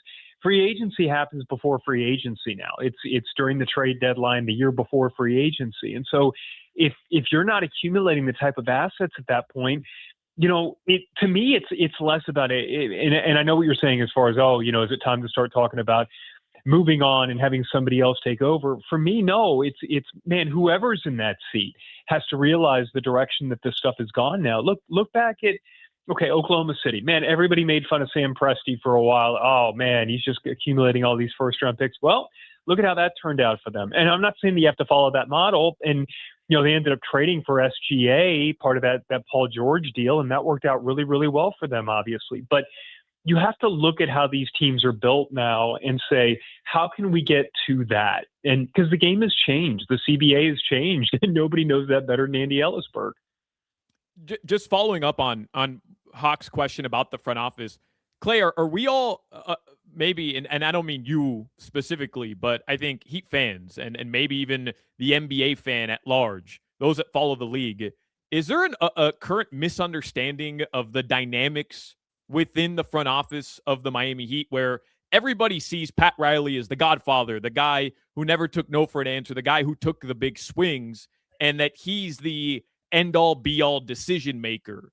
And is the dynamic in your eyes very different now where you have obviously Mickey Arison, the owner, but you have Nick Arison and then Andy Ellisberg. I imagine Coach Spoelstra's in there as well, where it's not just Pat Riley saying we're doing X and we're pushing all the cards into it. It feels different now than it did maybe a decade ago. Well, I think you do have a number of voices in there, but I also think ultimately Pat Riley's the one whose voice is the one that makes the final decision. And, I think he is, you just look at the roster construction over the last few years and, also look at how things are going with Kel'el Ware right now with Eric Spoelstra. And that Spo loves the positionless basketball. And I do think that there has been Riley relenting a little bit on the old school traditional center and stuff like that. And that's part of what I'm talking about. You got to be flexible. You got to be able to read how the game is going and stuff like that. And that's give Riley credit for that. No, I don't think it's much different because I think ultimately, even though he's hearing a lot of voices, I think he's the one making the ultimate decision. I think he put it into play perfectly the other night when we were at the gala where he said, I'm the one that when I see a name, he catches my eye, but then I've got somebody who's going out there and doing the reeling, and that's Andy Ellisberg, and so it's not so much that Pat Riley, and I think I'm getting your question right, that he doesn't have ultimate authority anymore. I think he takes cues from people, takes advice, and then ultimately he says, hey, Andy, see if you can do this. This is what I want to do. Andy comes back and says, well, we can do this, but we can't do this. And so I don't know that has changed that much. I think the league has changed. I think the CBA has changed. I think how you evaluate how you get players has changed a lot. And along with it, add to the fact that it's a much different game on the floor than it has been. So I just think a lot has changed, and the Heat probably need to change a little bit how they're approaching this if they want to catch up. And Clay, I criticize Bam, but I know Bam is an all-star. Bam is a very good player. Other than that, can you, I don't want to say rank, but just where's the value at on this roster if they want to make moves? Because Kel'el Ware is 7 feet. Tyler Hero is an all-star. Solana brings it up every day. I don't know if the value's there. Is there a lot of value on this roster? So I think that's why I mentioned Wiggins off the bat, because that's somebody who I think if you're not going to win it, he's the type of player that, you go back to that championship that the Warriors won over the Celtics, then you could make the case until Steph went nuclear at the end of that series that Andrew Wiggins could have been the MVP of that series. He's a guy who's very good on a very good team. You put him on a team where he can play his role at a high level, then man, he can be outstanding. I'm saying that because there's some teams out there that probably look at themselves as contenders. I have a hard time thinking that you couldn't have gotten something for him, with his contract situation being what it is. And I do think there's value in Ware. Now, I do think that what's happened over the last few weeks between him and Spoelstra probably has not helped that value very much. You ask about Tyler Hero. I mean, we were talking about him in the media room today. That's a very dicey situation when you look at the health situation with him not being able to stay healthy, and then the big contract that he might be due and who's actually going to pay that. And so I think that there is some question about what the value is there. And with Norman Powell, great to see him as an all-star this year. They're going to have to make a decision on his contract. I'm saying all this because there is no one guy that you look at and you say that guy can get you 2 or 3 first-round picks. But I think when you look over the course of the last few years, when you're not going in, when you're not going to be that championship team, and championship has been the standard that you've set, got to figure out a way to get there. Should they have made Bam available to get Giannis? And is there the possibility now that Bam's going to end up requesting a trade because he hasn't had the right pieces around him? No, I don't think Bam ever requests a trade, and I don't think you make Bam available to get Giannis because unless you've got something else lined up. And I also think Bam is just such the heartbeat. And I understand what Crowder is saying. With Bam, you end up looking at him as kind of being the heartbeat of that locker room, and the value that he brings to the Miami Heat is greater than he's going to bring probably to any other team in the NBA. So I think you're trying to find a way to pair somebody with him, because I don't know that you can bring back equal value, right? And so I think if you're the Milwaukee Bucks, if you're rebuilding, I don't know that you put as much value in a player like Bam as the Heat do the player and the person that Bam Adebayo is. So, and no, I don't think Bam ultimately ends up requesting a trade. I just think the Heat have to find ways to build around what he brings. And look, you're not going to win a championship if he's your first best, especially offensive player. Maybe not if he's your second best offensive player. But as far as being an all-around player and a heartbeat of the locker room, he's the type of player that you keep and you find a way to supplement that. Well, this was a bummer, Clay. Well, I mean, don't blame me, man. This entire segment was a downer, Clay. Something more. Probably the saddest segment of it. And this is the first time I've been able to get on with you guys in months, and now it's like, man, boy, you the last time for a few more months. Hey, make us laugh, funny boy. Let's see. What in the world? You put me on the spot. I was just thinking, I was watching The Office last night, those terrible D'Angelo Vickers episodes. And Andy Bernard is he thinks he's the Office funny guy. And D'Angelo Vickers is like, make us laugh, funny guy. He just puts his hand in a toaster. Put your hand in a toaster for us, Clay. Everybody's feeling terrible. It was so bad when The Office decided they had to try to find a way to replace Steve Carell. Don't even get me started. They put everyone in this horrible situation by bringing in Will Ferrell to preen and pose at the camera for 4 episodes. And Steve Carell had to pretend like it made sense and had to have that witty banter with D'Angelo Vickers. It was just terrible. Oh. So that's worse than the Heat at the trade deadline. That's how you bring it full circle and make us sad again. No, gave it a shot. All right, Clay, we do appreciate your time, though. We do appreciate your time. It's just one of those days where Heat fans are in their feelings right now. I totally understand it, but I also like swinging for the fences. I like being the team that swings for the fences. I really do. You're Gorman Thomas, if you want to go back. Yes, you're Dave Kingman. Yes, that was the guy I used with Solana, and obviously it fell on deaf ears with Solana. But Dave Kingman took hacks, man. He was going to strike out 9 out of 10 times, but that one time that he connected, holy mackerel! Dave Kingman could send that ball flying. All right, see you, Clay. Take care, guys. There you go. Clay Ferrero from Local 10. Let's take a break. 4 o'clock hour is next on Hochman, Crowder, and Solana. You're listening to the Hoch, Crowder, and Solana Show. Tighten your ass up, Whale.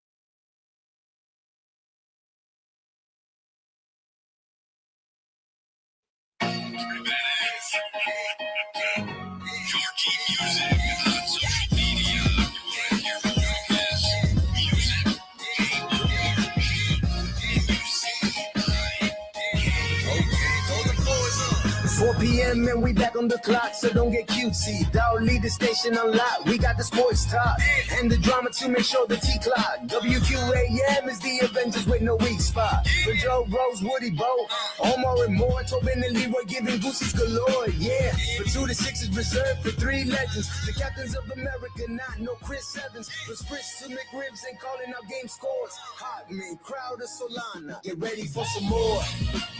Here we go. 4 o'clock hour. Throw those 4s up. Georgie music. So we've pretty much done 15 minutes of Heat all afternoon long. So I'll just say officially 15 minutes of Heat has been sponsored by Doral Kia, home of the Pricito, our lowest price. Visit them at Doral Kia or DoralKia.com. Barry Jackson from the Miami Herald did tweet out, per source, Heat discussed whether to pursue Ja Morant, but ultimately decided against it for several reasons. And someone responded to Barry Jackson, oh, we'd love to hear them. And he wrote, I'll explain in the piece. So Barry Jackson's working on a column right now, I'm guessing, for the Miami Herald, and will outline what he's heard from his sources as to why the Heat didn't go after Ja Morant. My guess is it's salary related and nothing more than that. No. And I wasn't with Ja and Bam. I don't think that's an all-star roster. Giannis with Ja, with Bam. Now we got something going, but just to go get Ja, I honestly, and I think he's a great basketball player, I wasn't with just making Ja well. I don't think he is right now. Yeah, I mean, there are Heat fans who just wanted a maneuver, period. End of story. Like, just do, the old meme, do something.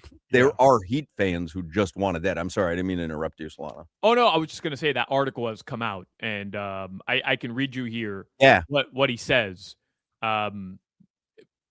His contract and a history of injuries, plus a myriad of other factors. But Barry writes, Morant has not played more than 67 games in any of his 6 seasons because of injuries and suspensions. He has appeared in 9 and 50 games the previous 2 seasons, just 20 this year. He's now sidelined by an elbow injury. Also, Morant is due $42 million next season and $44.8 million in 27-28.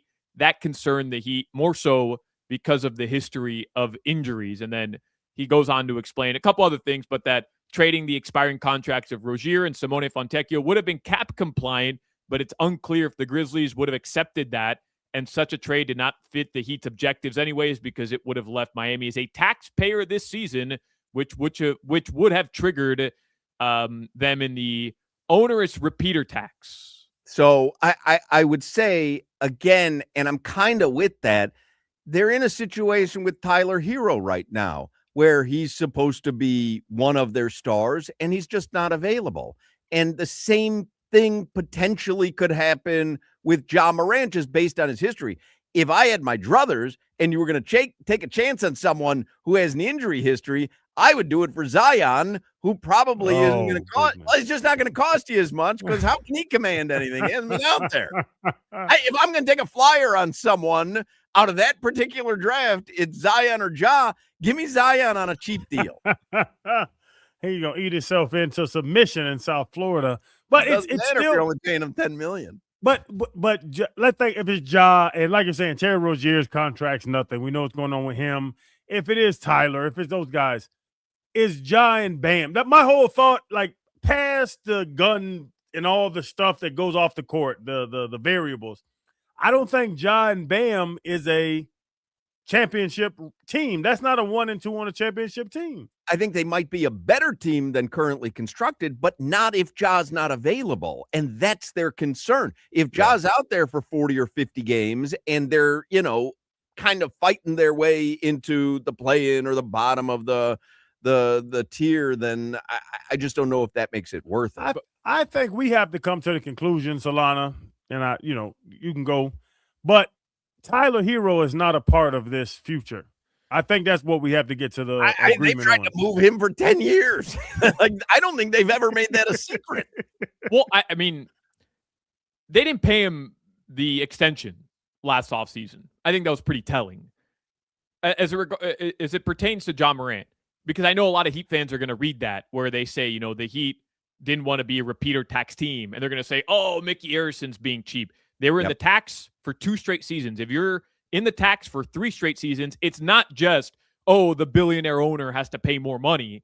There's actual ramifications to talent acquisition, what you can bring in, what you can't bring in, that could jeopardize your ability to remain flexible moving forward.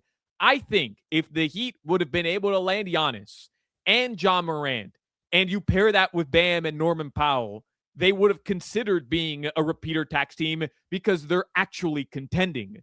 But that move to go get Ja Morant and put them in the situation where they would be a repeater tax team and they're not contending could have severe ramifications down the line and keep you from actually going out and landing somebody else. And by the way, Ja Morant, I understand the idea of, well, you didn't get Giannis, go get Ja Morant. But I do understand the Heat saying, hey, we did this with Jimmy Butler. We went after a guy and gave him all the liberties that we didn't even give LeBron, even though he wasn't available for, more than 61 games a season, which is literally what he played, 55 to 60 games a season. We don't want to be in that predicament again. And you're really rolling the dice with Ja Morant. And it would have literally been the exact same thing with Jimmy Butler. They don't want that again. So I'm not as upset about the Ja Morant thing because I don't think you're getting him for Terry Rozier and Simone Fontecchio anyways. By the way, Giannis has tweeted for the first time since December. Giannis has just tweeted, legends don't chase, they attract. Yeah. Okay.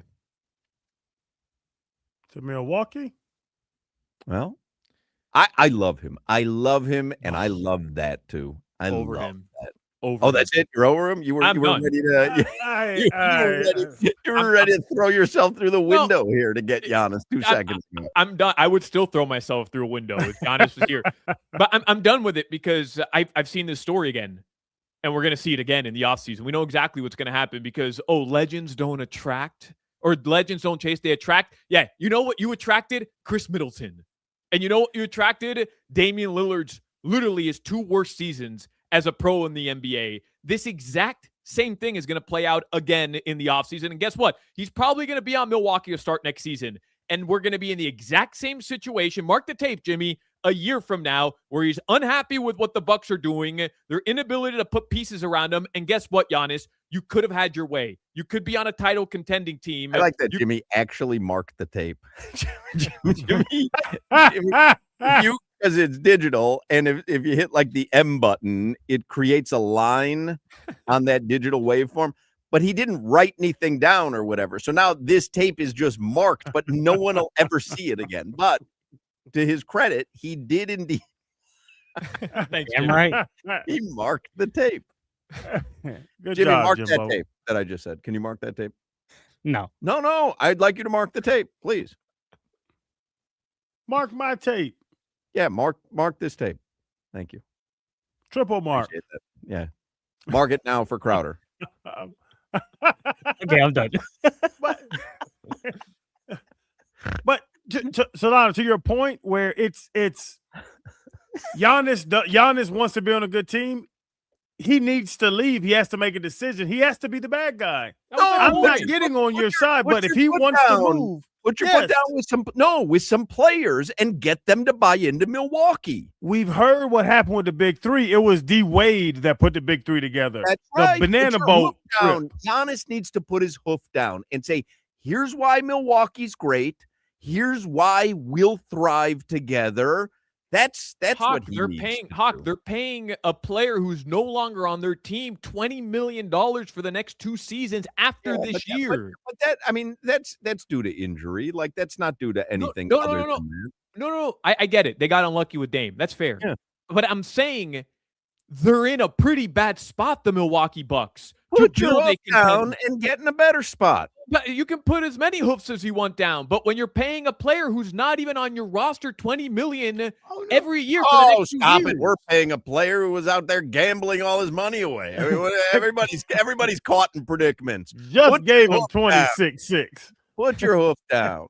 I mean, we're going to be in the exact same situation next year. He's going to be upset. Doc Rivers will still be there for some bizarre reason. And Giannis is going to do the exact same thing where he's going to pretend like he's the good guy and it's the Bucks front office who put him failed out him. of your mind and say, we don't want him regardless. I know. We're moving on with our lives. I put him so out of my you mind. do not want to say it publicly. Mark this tape, Jimmy.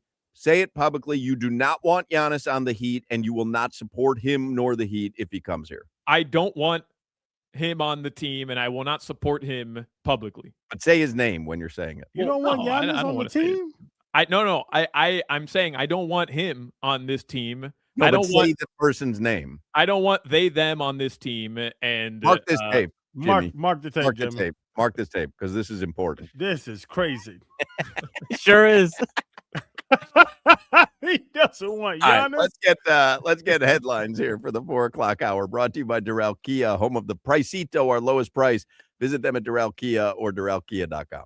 I want Cam Thomas.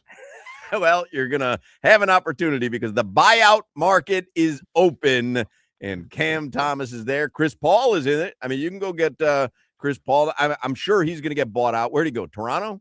Yeah, he's gonna get bought He's out. gonna get bought out. Don't even jump on the flight to Toronto. I don't want Chris Paul. Well, listen, this is what we're relegated to, the buyout market, and it's slim pickings. It's Cam Thomas or Chris Paul? Pretty much. I don't know. Who else is out there? Who'd we get in the buyout market one year? Didn't we get Jay Crowder once? No, we traded for Jay Crowder and Andre Iguodala. We got Joe Johnson in 2015 or 2016, rather. We got Joe Johnson the year before Wade left. Remember, the starting lineup was Goran, Dwayne Wade, Luol Deng, Joe Johnson, and Amari Stoudemire. We went to ISO Joe. I like ISO Joe. The Eastern Conference Finals. All right. No offense needed. Give me the ball. I don't need any picks. I don't need it.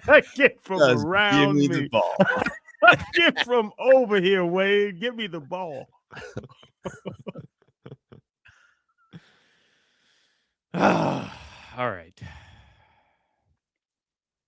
What am I? I'm supposed to do headlines here? Yeah, do your headlines. Okay. The the Florida Panthers will play tonight. They have the Tampa Bay Lightning. They'll play in Tampa, 7:30 p.m. I believe the game's on ESPN tonight. By the way, It is. It is an ESPN game. Yeah. I had sent you guys a link earlier. We were talking about Lindsey Vonn yesterday and how she tore her ACL or partially tore or whatever. She was going to be out on the slopes today for the first time since tearing her ACL. Hoch, is that? I know we don't really do the Olympics. Like, we're not super into the Winter Olympics. Oh, I am. You're a curling aficionado. All the sports. All the sports.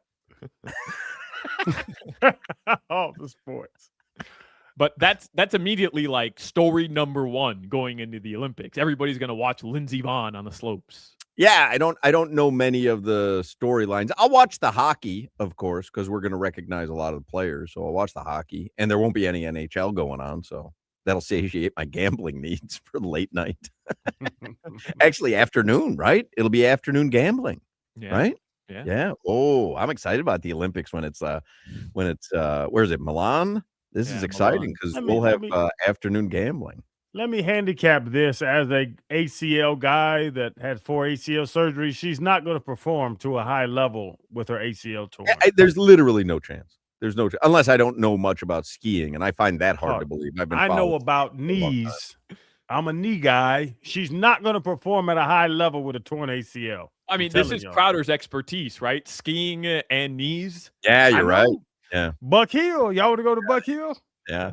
Let me see what it's in. Rob Pizzola is coming on. No, I was just looking to see what Olympic betting is available on the Hard Rock app. Rob Pizzola is going to join us in the next segment. I was going to ask him about Olympic gambling.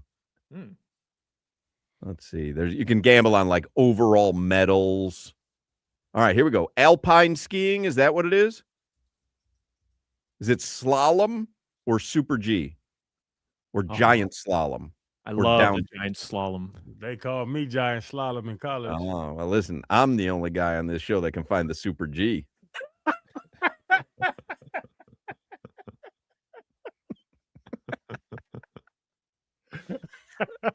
Mark that tape, Jimmy. Mark the super slalom too, Jimmy. I like that line. Me too. Let me see. Because I'm looking at these, but I don't see her name. Do we know what event she skis? Downhill. I'm going slalom. Don't you think it's slalom? She's not going uphill. What's her name again? Did she date Tiger, Lindsey Vonn? Yes. Yeah. Tiger and another like a NFL player. Yeah. Who did she date? Lindsey Vonn. No, she dated the hockey player on ESPN. Oh, yeah. Subban. PK Subban. Yeah. She dated PK Subban. And Yeah. I think an NFL guy too.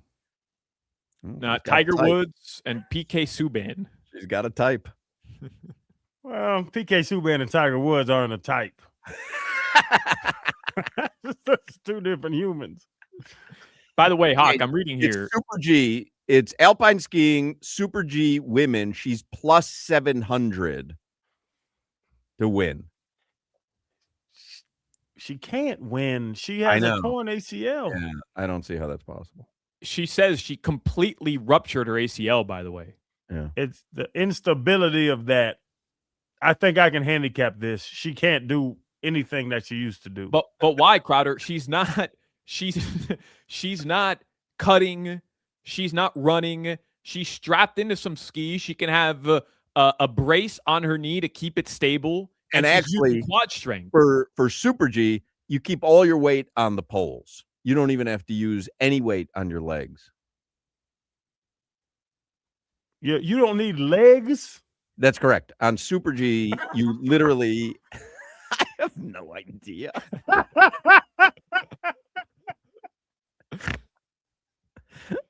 She posted a video today doing squats, weighted squats, front squats, box jumps, and side lunges. Stability. She's not going to be able to perform at a high level with an ACL torn. It's impossible. It seems to be impossible because that seems to be what sidelines most athletes in their careers, where it's so tragic that they can't compete for a while. Even the greatest athletes, Yeah. I would have a tough time believing that she's going to be able to pick up where she left off when she had a fully intact ACL. But as someone points out on the chat, there is an old friend we like to call Marlon Shirley.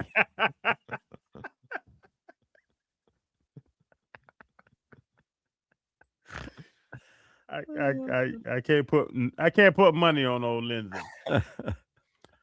What'd you call her? Lindsay. Oh, I thought you said Linda.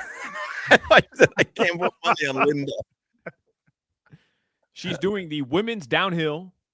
The Super G. I She's just doing looked at it. So she's Super G is the one that she's known for. Everyone knows this. Yeah, she's going downhill though, right? Yeah, she's going downhill. She's also in the women's team combined downhill. Well, yeah. Good luck. Yeah. Cut. All right.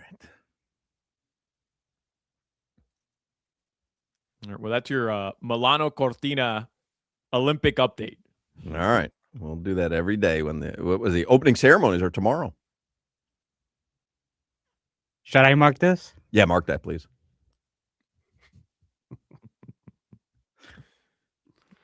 Watching Giannis's post. Coward. Talking about it's a great post. Lame. How? I told you how, because now he's got to do it the right way, Hoch. Pretending to be the good guy. No, he's pretending to be the good When guy. he's pretending to be the good guy, he likes it there. Impossible. What? I don't know. That's the part that's confounding to me. He likes it there. And you know what? Dame Lillard loved Portland and regretted his decision the moment he left Portland. In fact, before he left Portland, remember? He tried to call Joe Cronin and say, forget about it. I'll stay here. People like cities. They don't have to move around and chase. And let me ask you this, Solana. This conversation about Giannis. What if he is the good guy?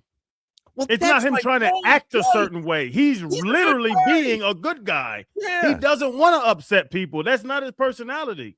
if he was the good guy, Crowder, then we never would have heard anything about Giannis Antetokounmpo wanting to leave Milwaukee. It's pretty simple. That's not true. That's Pretty not simple. true. But he has And to you worry have about his some- career as well. And you have some leverage too. Hey, if you can't put something great around me, I'm going to have to leave. And again, it's the agents who are charged with getting him good contracts, getting him in a situation where he's going to win a ring. Like, you think Giannis is being fraudulent. I do. And I don't think so. I think Giannis is being Giannis. He's being genuine, and Shams Charania makes you think he's doing something. Shams Charania is putting out text, not him. But it's not even Shams. It's just Solana has decided he doesn't like Milwaukee. So how could anyone else like it? But he's never even been to Milwaukee. Don't need to go. Brutal place.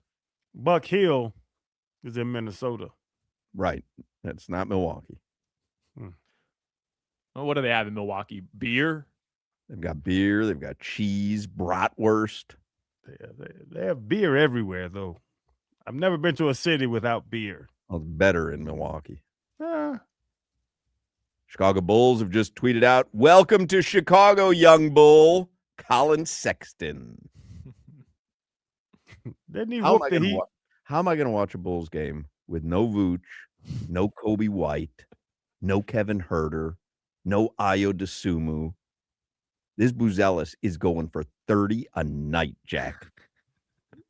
You know who I watch it? And you know who I start- bet tonight? Start cheering for Sexton is what you're No. about to do. No, you know who I'm going to be cheering for tonight?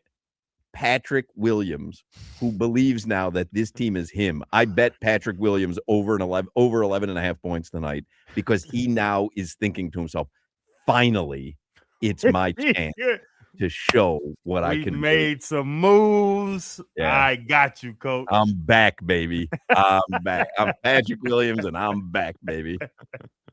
All right, anything else, Solana? Yes, sir. Tyler Hero did not travel for the Miami Heat's 2-game road trip. So there's your final update on the Miami Heat. All right. Your weather in South Florida, it's 64 degrees. It's dropping. It was like 74 when we started the show. 64 degrees. It'll be in the low 50s tonight. So pull out your scarves, pull out your Uggs, get ready for cold, frigid temperatures tonight. And it's going to be super cold this weekend. I was just texting my wife and son. Listen to this. What did you say? Frigid Florida, a powerful cold front will send temperatures trembling across Florida. I thought it would be tumbling. Trembling across Florida with lows crashing into the 30s and 40s by Friday morning. That's tomorrow morning, 30s and 40s in South Florida.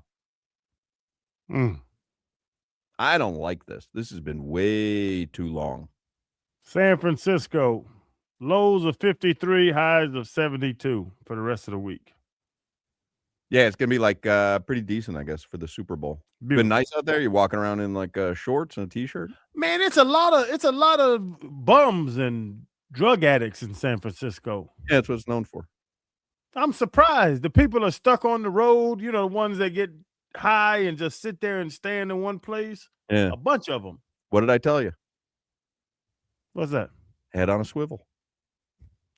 They're not going to cause an earthquake. But keep your head on a swivel. I wasn't just talking about earthquakes. Keep your head on a swivel.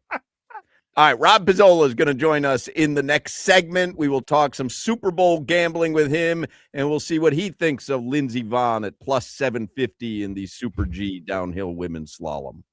Anniversaries are really special, and my friends over at Edmore Sawgrass, they are celebrating this year 80 years in business. They have a wonderful team over there. Chris Atkins, the GM, his amazing team. Teddy Morris, who's the big man over there. Over at Edmore Sawgrass Cadillac, they're commemorating and the occasion by giving you special deals on the Cadillac luxury that you love, that I appreciate, because all my driveways backed by Morris. Right now, check out the all-electric 2026 Cadillac Optic for just $349 a month, or the all-electric 2025 Cadillac Lyric for just $369 a month. Edmore's, they've been family-owned and operated for 80 years. so they know how to take care of their customers. Like I said, being backed by Morris is a special thing. You got to get over there. Let them celebrate. Let's all celebrate together for the 80 years in business. Go see my friends at Edmore Sawgrass Cadillac. They are the 6-time dealer of the year, right off the Sawgrass Boulevard and Sunrise Boulevard and Sawgrass Expressway. Visit EdmoreSawgrassCadillac.com. And remember, you got to be backed by Moore's. Click EdmoreSawgrassCadillac.com. You're listening to the Hoch, Crowder, and Solana Show. Who are you comparing Kobe to? Josh Giddey. Go.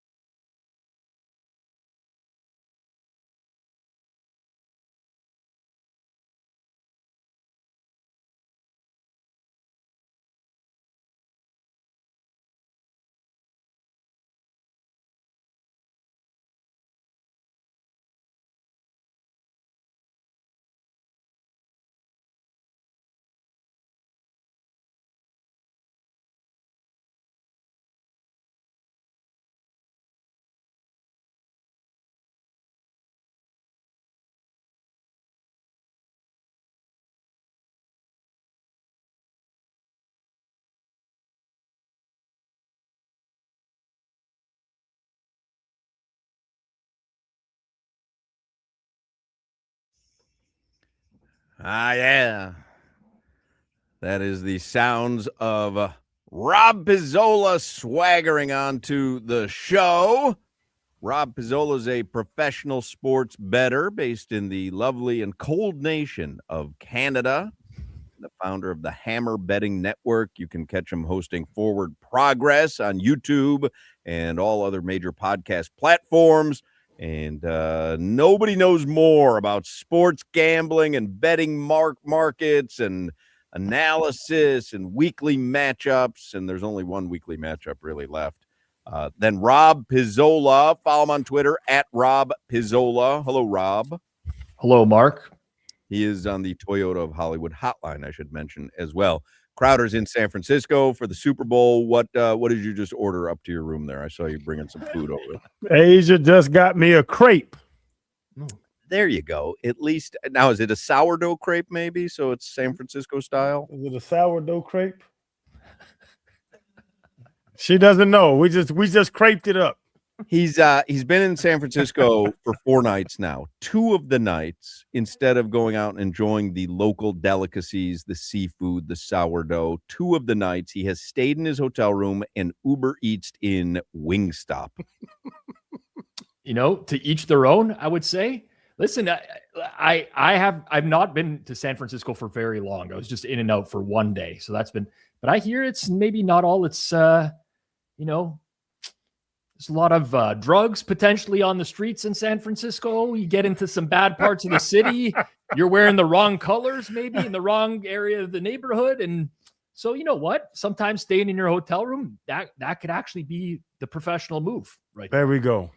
I've been told I've never been to San Francisco. I've been told that really from what we used to think of it in the 70s and the 80s, it has been a swift decline downhill. And I know they're trying to fix it, but there are still great restaurants and great food, and the downtown area, if you go in the right parts, there's the piers, and you walk along the water, and you have some seafood, and the notion of ordering in Wingstop to me just seems like a ridiculous play.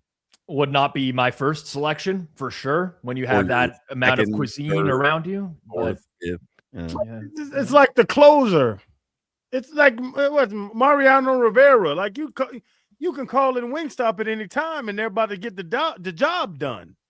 Yeah, I get it. Listen, consistency sometimes important. If you're used to something, I don't listen. I come on here all the time. Mark is always trying to get me to put Crowder down. That's what he wants me to come in and rip him. But me and Crowder have a lot in common. I have a lot of go-tos late at night. I got specific things. Even if I was in another city, I probably would look for that first. Every now and then maybe. When you're in another city, you want to eat things that you can't get where you normally are. I don't want to have Wingstop when I can get it down the street from me. If I'm in San Francisco, I might as well get something that I can't get.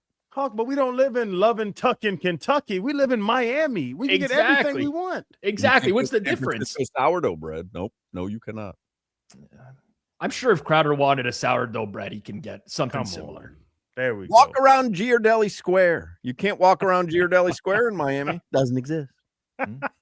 I've seen old videos of Solana walking around a food court that you guys have, just eating other people's food, helps himself to whatever he wants. I mean, you could get whatever you guys want over there. It's not like you're going to the other side of the world, Listen, you're in San Francisco once in your life. You might as well enjoy some of the local delicacies. I don't understand Wingstop. I had Dungeness crab 2 nights ago. There you go. All right. In your room? Room service? I went out to Pier 39. All right. There. Now we're talking. Yeah, and my wife's here tonight, so we're going to go out. We'll go have us a good Now dinner. we're talking. There we go. All Yeah. right. Now you're getting into the I swing. need good company to have a good meal. You bet on the Olympics, Rob? I'll bet on anything, first and foremost. I can't say that I'm like actively handicapping the Olympics. It's not something I'm going to do. Not going to spend hours going market by market. Typically, events like this, the markets will be smaller limits. It's not like you can bet on the Olympics the same amount that I can bet on football or hockey or basketball or things of that nature. So because of that, it's not really worth the time. But if someone were to reach out to me that I knew and said, "Hey, Rob, I think this is really good," I would consider betting it. I know a lot of my friends in the sharper betting community, they were betting some like cross sport Super Bowl props, where I think they had a number of gold medals for Canada and US to be greater than first downs for the Patriots, I think was one of the bets that they made. Stuff like that, cross sport stuff, maybe, but I'm sure I'll find myself dabbling on some Olympic hockey. I was going to say, you'll watch the Olympic hockey, right? There's no NHL going on anyway. Well, I will be in Colombia for the Olympics. So I'm leaving a couple days after the Super Bowl, going to South America.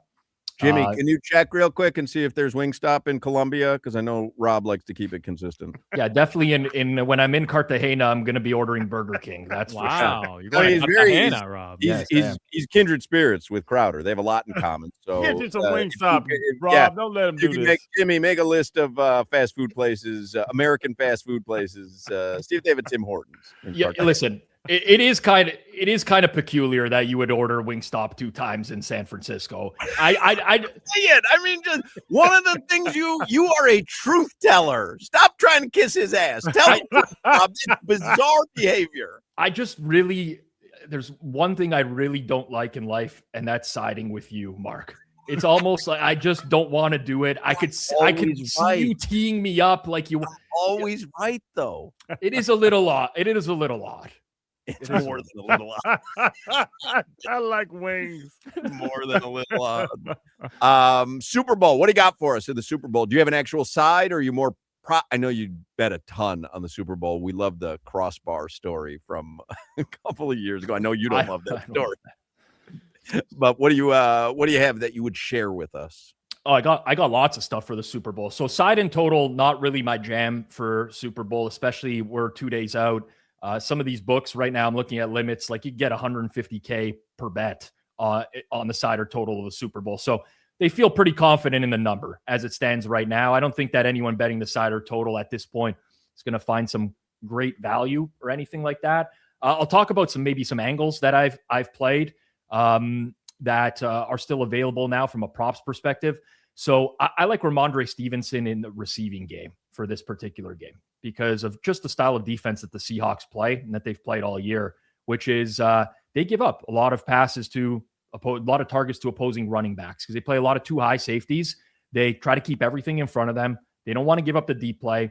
And Mike McDonald knows that his defense is very good at tackling. So they'll give everything underneath in space, and their defense will typically make those types of tackles. Ramondre Stevenson at Hard Rock is a very good number on receiving yards. It's 22.5. It's one of the lowest that I've seen out there right now. So that's one angle that I like for this particular game on the Patriots side. I know a lot of people will be looking at Drake May in the rushing game.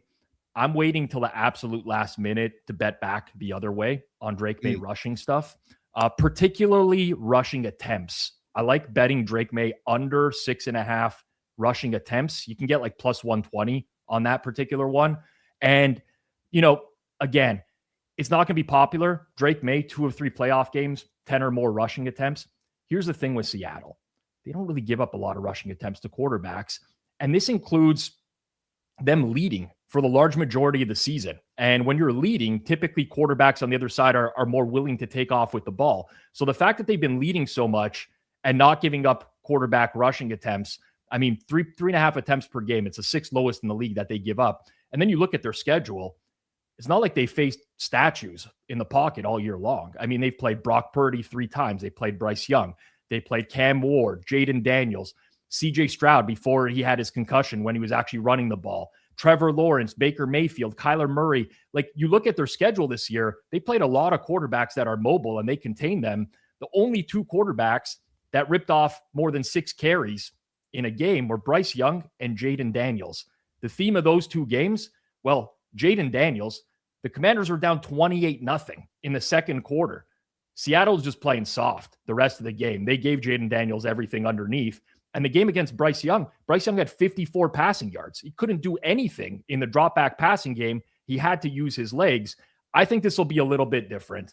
So I get that it's uncomfortable. I mean, Drake May rushing, everyone's been blasting that all playoffs and having a lot of success, but I'm going the opposite way. And on top of that, remember, kneel downs count as rushing attempts. Who's more likely to win the game? Seattle here, not New England. In other games, they've been favored, and he's been getting those attempts. So that's how I'm looking at the New England side of things. The thing that pops for me, guys, from Seattle is that they don't go for fourth downs like other teams in the leagues. Mike Macdonald, love him as a head coach, but he's not. I don't want to say he doesn't trust analytics, but he's more of an old school guy. He trusts his defense. They have one of the top defenses in the entire league. They only went for it on fourth down this year 12 times. That includes the playoff games as well. 12 times. Next lowest in the league was 19. So I was looking at stuff that had to do with punts in the game. I played both teams on punts over, but I like the Seahawks one a bit more. I played longest field goal over in this game as well, which was 48.5 when I played it. I think it's mostly 49.5 right now. But again, if you get the Seahawks on the other side of the field, you got a 4th and short. McDonald's the type of guy that kicks a field goal in a lot of those situations. And also when you think of his coaching style, when other teams are getting into field goal range, he actually blitzes very heavily. The Seahawks don't blitz a lot, but they'll send blitzes to try to knock those back to further field goals. They've done that all season long. So I think we're looking at a long field goal in this game. The weather's been good, or it looks to be good in Santa Clara as well. I also played Seattle not to have a successful 4th down conversion in this game, plus money on that in most spots. I just don't see a lot of instances where they're going to be hyper aggressive unless they're trailing by a lot. And I don't see that as a likely outcome with how good this Seahawks team is. So those are sort of the major angles I was looking at. That's probably, I ripped off about 5 props of maybe 50 that I've played so far. Yeah. If you're playing at Hard Rock in Florida, what I would suggest for those who are playing at Hard Rock, they have really good lines on, I'll call them things that are unlikely to happen, but players who are not lined very often. So what I mean by that, Jake Bobo, receiving yards. He's lined at a half at Hard Rock right now. If you want him over that, it's plus 190. Typically, he's not priced in a regular game. He's the 4th receiver for the Seahawks. He played 13 snaps the last 2 games. It's very low snap count, but I would say if you're getting out there for 13 snaps and you need 1 receiving yard, plus 190 is good on the yes there, in my opinion. Same thing with Elijah Arroyo, who is like a 3rd string tight end for Seattle, was injured. There you go. You guys, I should know that. You guys know him. He'd been hurt for the latter half of the year. He just came off IR for their last game against the Rams, but he didn't see the field at all. So it was like, marginal as to whether or not he could play. 2 weeks off now. Elijah Arroyo is a very good, he's a good target to have. Like, you need a guy that you kind of like Darnell Washington with the Steelers. You can kind of scheme him up to get one-on-one against a much smaller player in the secondary. They used to do that a lot early on in the year. I expect stuff like that in the Super Bowl. His receiving yards at Hard Rock, a half as well, 0.5. I like over, minus 115. This is a Super Bowl. We're 2 weeks to prepare. These coaches go nuts. They try to scheme something up for everyone in different situations. So those are the looks I like at Hard Rock. Rashid Shaheed, another one from a rushing yards perspective, wide receiver rushing yards. He's lined at 2.5 at Hard Rock. The rest of the market has him about 4.5, 5.5. But he consistently gets carries. He got 1 against the Rams. Unfortunately, he got stuffed in the backfield. He didn't pick up any yards, but he's had multiple games so far where he's come over from the Saints where he's had at least 2 carries. They don't have Zach Charbonnet, so their running game now becomes a little bit more fluid. They might use a guy like Rashid Shaheed a little bit more. A guy like JSN might get a carry in this game in the Super Bowl, right? All that stuff. They use AJ Barner on the tush pushes. So those are the if you're betting at Hard Rock, those are some of the angles I would look to attack. They have really good prices on, lower level players to just do something in the game. And Rob, what do you think about trying to catch the middle? Where I think Seahawks will win, but I don't think they're going to win by 4.5. So to parlay, we talked about it yesterday. I got it at plus 391. Seahawks win, Patriots cover. Is that an intelligent bet? Because I already got it in, so don't hurt my feelings too bad. And he would never hurt your feelings. You guys are kindred spirits. I'm sure Rob is playing that one as well. Well, I'm trying to think of how I'm going to word this. I'll just be very clear. It's not an intelligent bet. It is. I'm not saying it can't happen. I'm not saying it can't happen. Word it as if I had done it. Yeah, like that. I would use very different terminology for you, Mark. Some of that I can't even say on air. I would probably just text it to you on the side. But typically speaking, not a great thing to do that. You're just not getting the price that you actually need to make that bet worthwhile is really what it comes down to. What would make that worthwhile? Plus 391 isn't. So what would? I would have to run that, but I don't have that number available to me. I would guess off the top of my head, something like 9-2 plus 450 would be what came to me in the moment there, but I get it. Also it depends on sports, but of course, Super Bowl here. For me, it's a little bit different than you guys. I have access to 50 books in Ontario. I can really, really price shop all over the place. I have that luxury, but a lot of sports books will offer exact margins of victory, which would pay better sometimes. So you could bet something like Seattle to win by 1 to 3 points or Seattle to win by 1 to 6 points. And usually in my experience, that prop is better priced than doing the parlay of the parlay that you played, Crowder. But you know what? I think it's live. If you ask me right now, how do I see the Super Bowl? I say 24-20 Seahawks is sort of the kind of game that I see. I think it'll be a little bit more defensive. I think the Patriots D has come around a lot. To what Milton Williams coming back was big for them. And just having the front seven healthy is big. So listen, I don't want to crap on it. I don't like the price, but it could certainly win. Let's all jump on it. Let's all jump on Patrick Williams over 11.5 points tonight. And let's all take Lindsey Vonn plus 750 gold medal. Lindsey Vonn is not going to win anything. 750. Did they miss a zero at the end of that number? I mean, she's got a torn ACL. I know. It would be shocking, wouldn't it? Crowder, have you ever torn a ACL? I have 4 ACL reconstructions in high school. High school? Yes. And you still played a pro career, what 7-8 years? What were you in the? Well, 5.5. You hater. He's a hater. I was a high school if you look at the numbers All-American. I was a college really All-American. Yes, I did. But you're not tearing your ACL and winning anything. I think we need to fade Lindsey Vonn. I've been telling him this all day. I'm with you. I plus 750 to win. Listen, I don't know how much better she is than everyone. I don't follow winter sports, religiously or anything. So I don't know how much of a favorite she would be, or if she would even be the favorite in her events. But I cannot imagine that's going to go well. Brace or not, it's going to be pretty tough to compete with the but best you can't bet no, so you'd have to just bet the field, right? And that wouldn't Yeah, and then you're laying minus 1,000, right? And that's not a bet Mark's ever going to make in his. No. We're out of time. But what's the largest? Don't give me the number. Just what is the largest play you have for the Super Bowl right now? It's what I would call I call this a bridge jumper. I'm not jumping off a bridge if it loses, but it's a heavy juice play. So I'm looking for this game not to have these 3 things: not to have an interception, a fumble recovery, and a missed field goal. If all 3 of those things happen in this game. Did you bet that together? Together. And the price I paid was minus 500. Yeah. So there will not be, say it again. So if all 3 of these things happen in the game, I lose. An interception. I got you.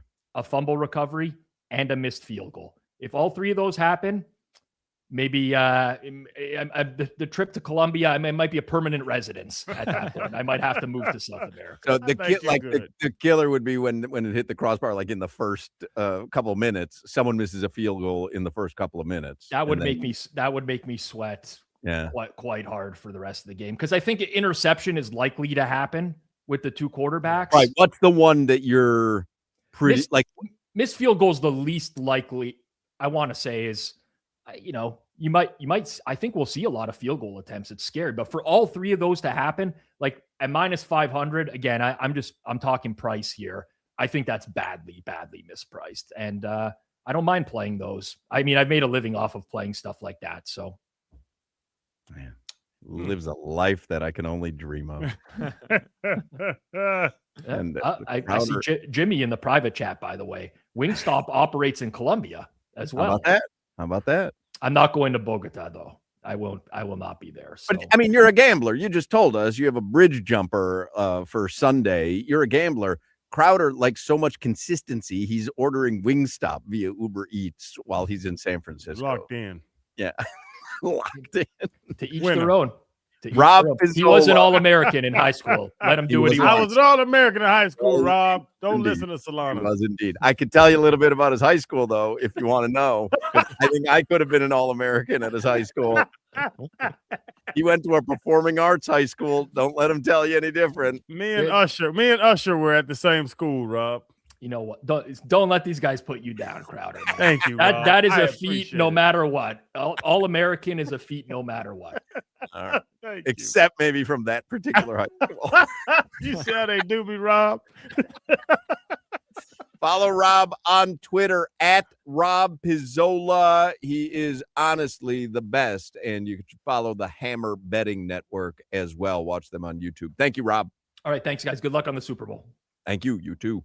We're going to run a little late coming back to the 5 o'clock Funky Buddha happy hour here, but I feel like it was worth it. Cheetah Pompano, great spot to watch the game on Sunday. Cheetah Pompano or Cheetah Palm Beach, big game. You got to be at their big game watch party. There'll be a halftime giveaway of a $500 gold VIP card, halftime complimentary hamburger or hot dog platters, $5 off buckets of beer, domestic and imported, and $100 bottle specials.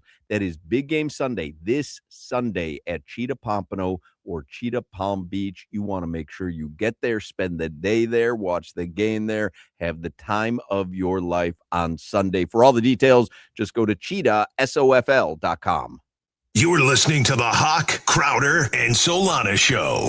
Somebody has dubbed me on the text machine Bad Bet Bunny.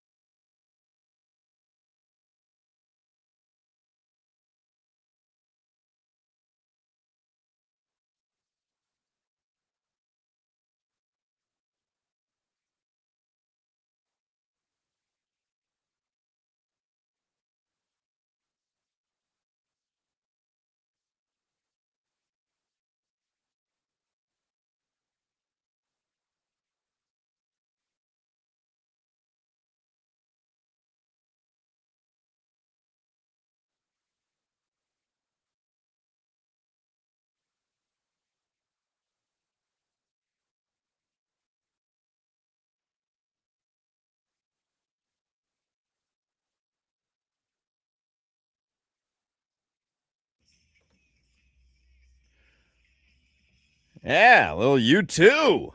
I like it, Jimmy.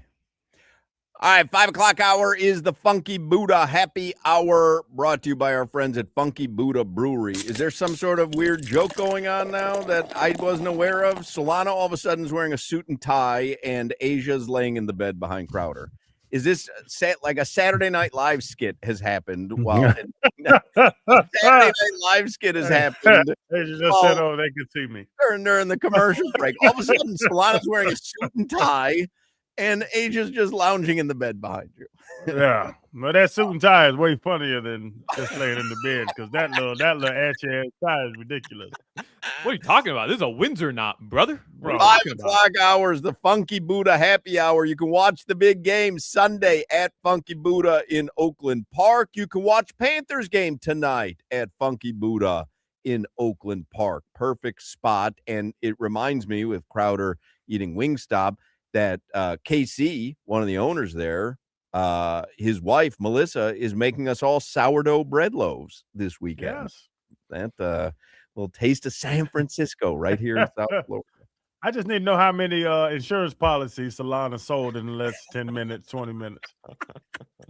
A, B, C, Solana. Always be closing. Coffees for closers, Solana. Patel. All right.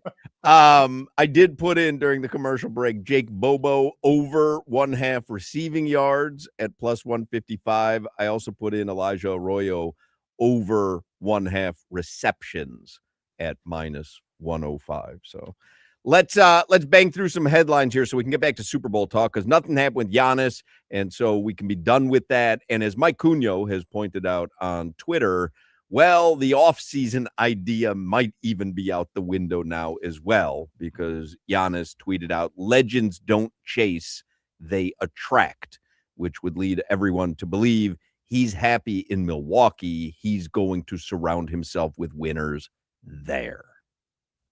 All right, headlines here for the 5 o'clock Funky Buddha Happy Hour, brought to you by Doral Kia, home of the Pricito, our lowest price. Visit them at Doral Kia or DoralKia.com. Yeah, it sounds just like what happened last year in the offseason when there were reports he wanted to go to the New York Knicks, and the Bucks convinced him, no, we're gonna doesn't want to go things around, and doesn't want to go, but he doesn't want to go anywhere. Okay, that's fine. Okay, That's fine. Okay, all right, live with it, deal with it. I am. Well, I don't think you are. You put on a suit for some reason. I'm gonna go to church. I'm gonna pray a little bit, and we're gonna come out on the other side. Man, don't tell that man in that little box what you do every night. Bad decision. So that's it, Hoch. You want to move on? Giannis isn't coming. Ja Morant's not coming. The Heat did absolutely nothing. They're the only team in the East that did not make a move. Giannis isn't going anywhere, and with his tweet, it leads you to believe that he's not even going to go anywhere during the offseason. And so let's move on with our lives. Okay. Right. Super Bowl week. It's Thursday of Super Bowl week. They hijacked the entire week. Nothing happened, and I want to move on to the Super Bowl. Okay. You got to accept the no. You can ask, you can court, and then when you get the no, respect the no. He did not leave. He doesn't want to be here. You can come up with a million reasons in your mind why you're better for her than the other guy is. But when she tells you, no, you know what? I kind of like him still. I'm staying with him. You got to accept that, and you got to move on. Don't stalk her. Don't put an air tag in her car. Just move on with your life. You sound experienced. The no, Solana. Hoch done put an air tag in somebody's car. No, I believe Solana's on his way to a court case right now. Because I believe that he's had this experience with many Giannis's. He has pursued some Giannis's in his life. That's fine. Hey, I'll accept the no. Just don't flirt with me anymore. That's all. Don't like my post. Don't like my post on Instagram. Okay. Unfollow me. Unfollow everybody. Unfollow Sounds everybody. good until the post is accepted and you say, But Giannis has 3 years left. You have to price out or age out of when I want you. I mean, I think there's probably at this point a better chance of Bam playing with Giannis in Milwaukee than Giannis playing with Bam in Miami. I'd agree with that. Unless I see that tweet come from Bam's account.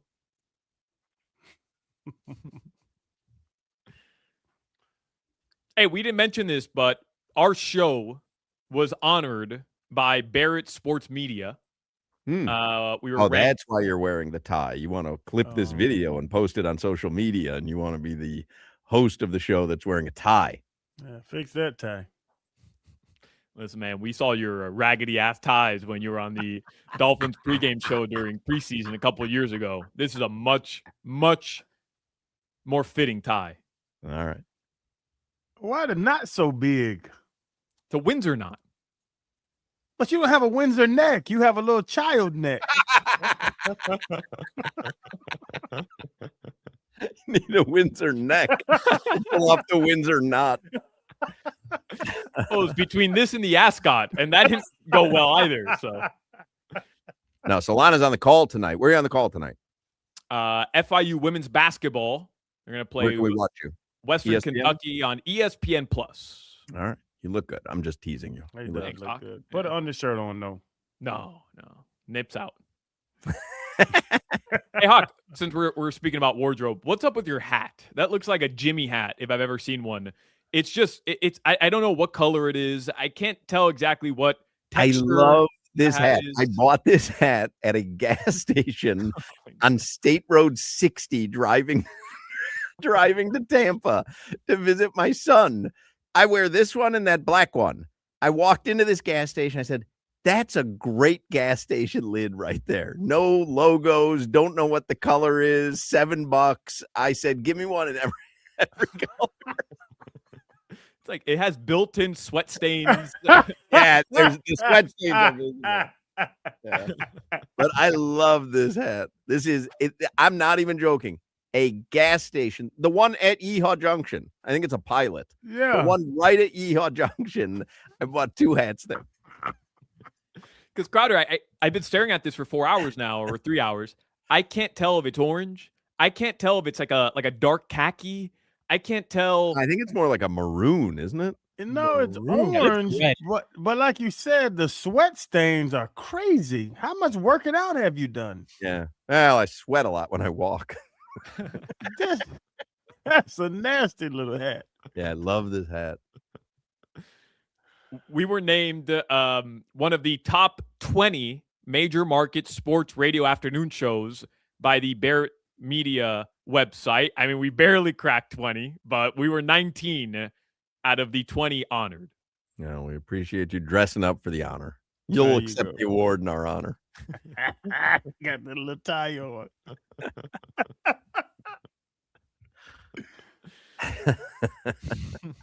The Panthers play tonight. The Panthers play the Tampa Bay Lightning tonight. It'll be a 7:30 p.m. puck drop.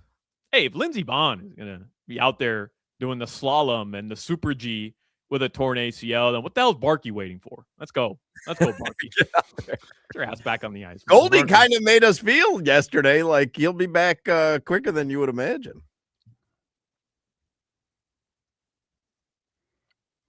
Speaking of injuries, you see our old friend Jonathan Huberdeau is going to have hip surgery. He's going to miss the rest of the season. I did not see that. Yeah. Barkey needs his ACL, and Lindsey Vonn does too. Yeah. Trust me. Hey, this was that new look Warriors graphic I saw earlier today. Crowder, you were off in the first hour. We were talking about Kristaps Porzingis going to Golden State.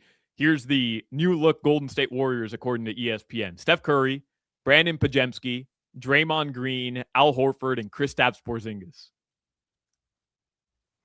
That's some age there, boy. There's some injuries there. That's a ward in the hospital. Goodness gracious. Crowder, have you been to Santa Clara? No, I just been in San Francisco. I don't know how far it is, but they said it's across the bridge. I'm not going over there. Jimmy, see if there's a wing stop in Santa Clara. I'll give him a reason to go there. The fentanyl zombies look at you funny when you leave the hotel. I would imagine they do. Yeah. All right, guys. Your weather in South Florida right now, it keeps dropping. 61 degrees currently, and it'll be in the low 50s tonight, and probably up by Hoch in the mid to upper 40s. Tomorrow morning, when you wake up in Miami, it's going to be in the 40s. And if you're in better Palm Beach not put your County, air conditioning. maybe the 30s. You gonna put your heat on? It depends on how bone-chillingly cold the apartment gets. You're gonna put your heat on at 50. It depends. No, not 50, 30.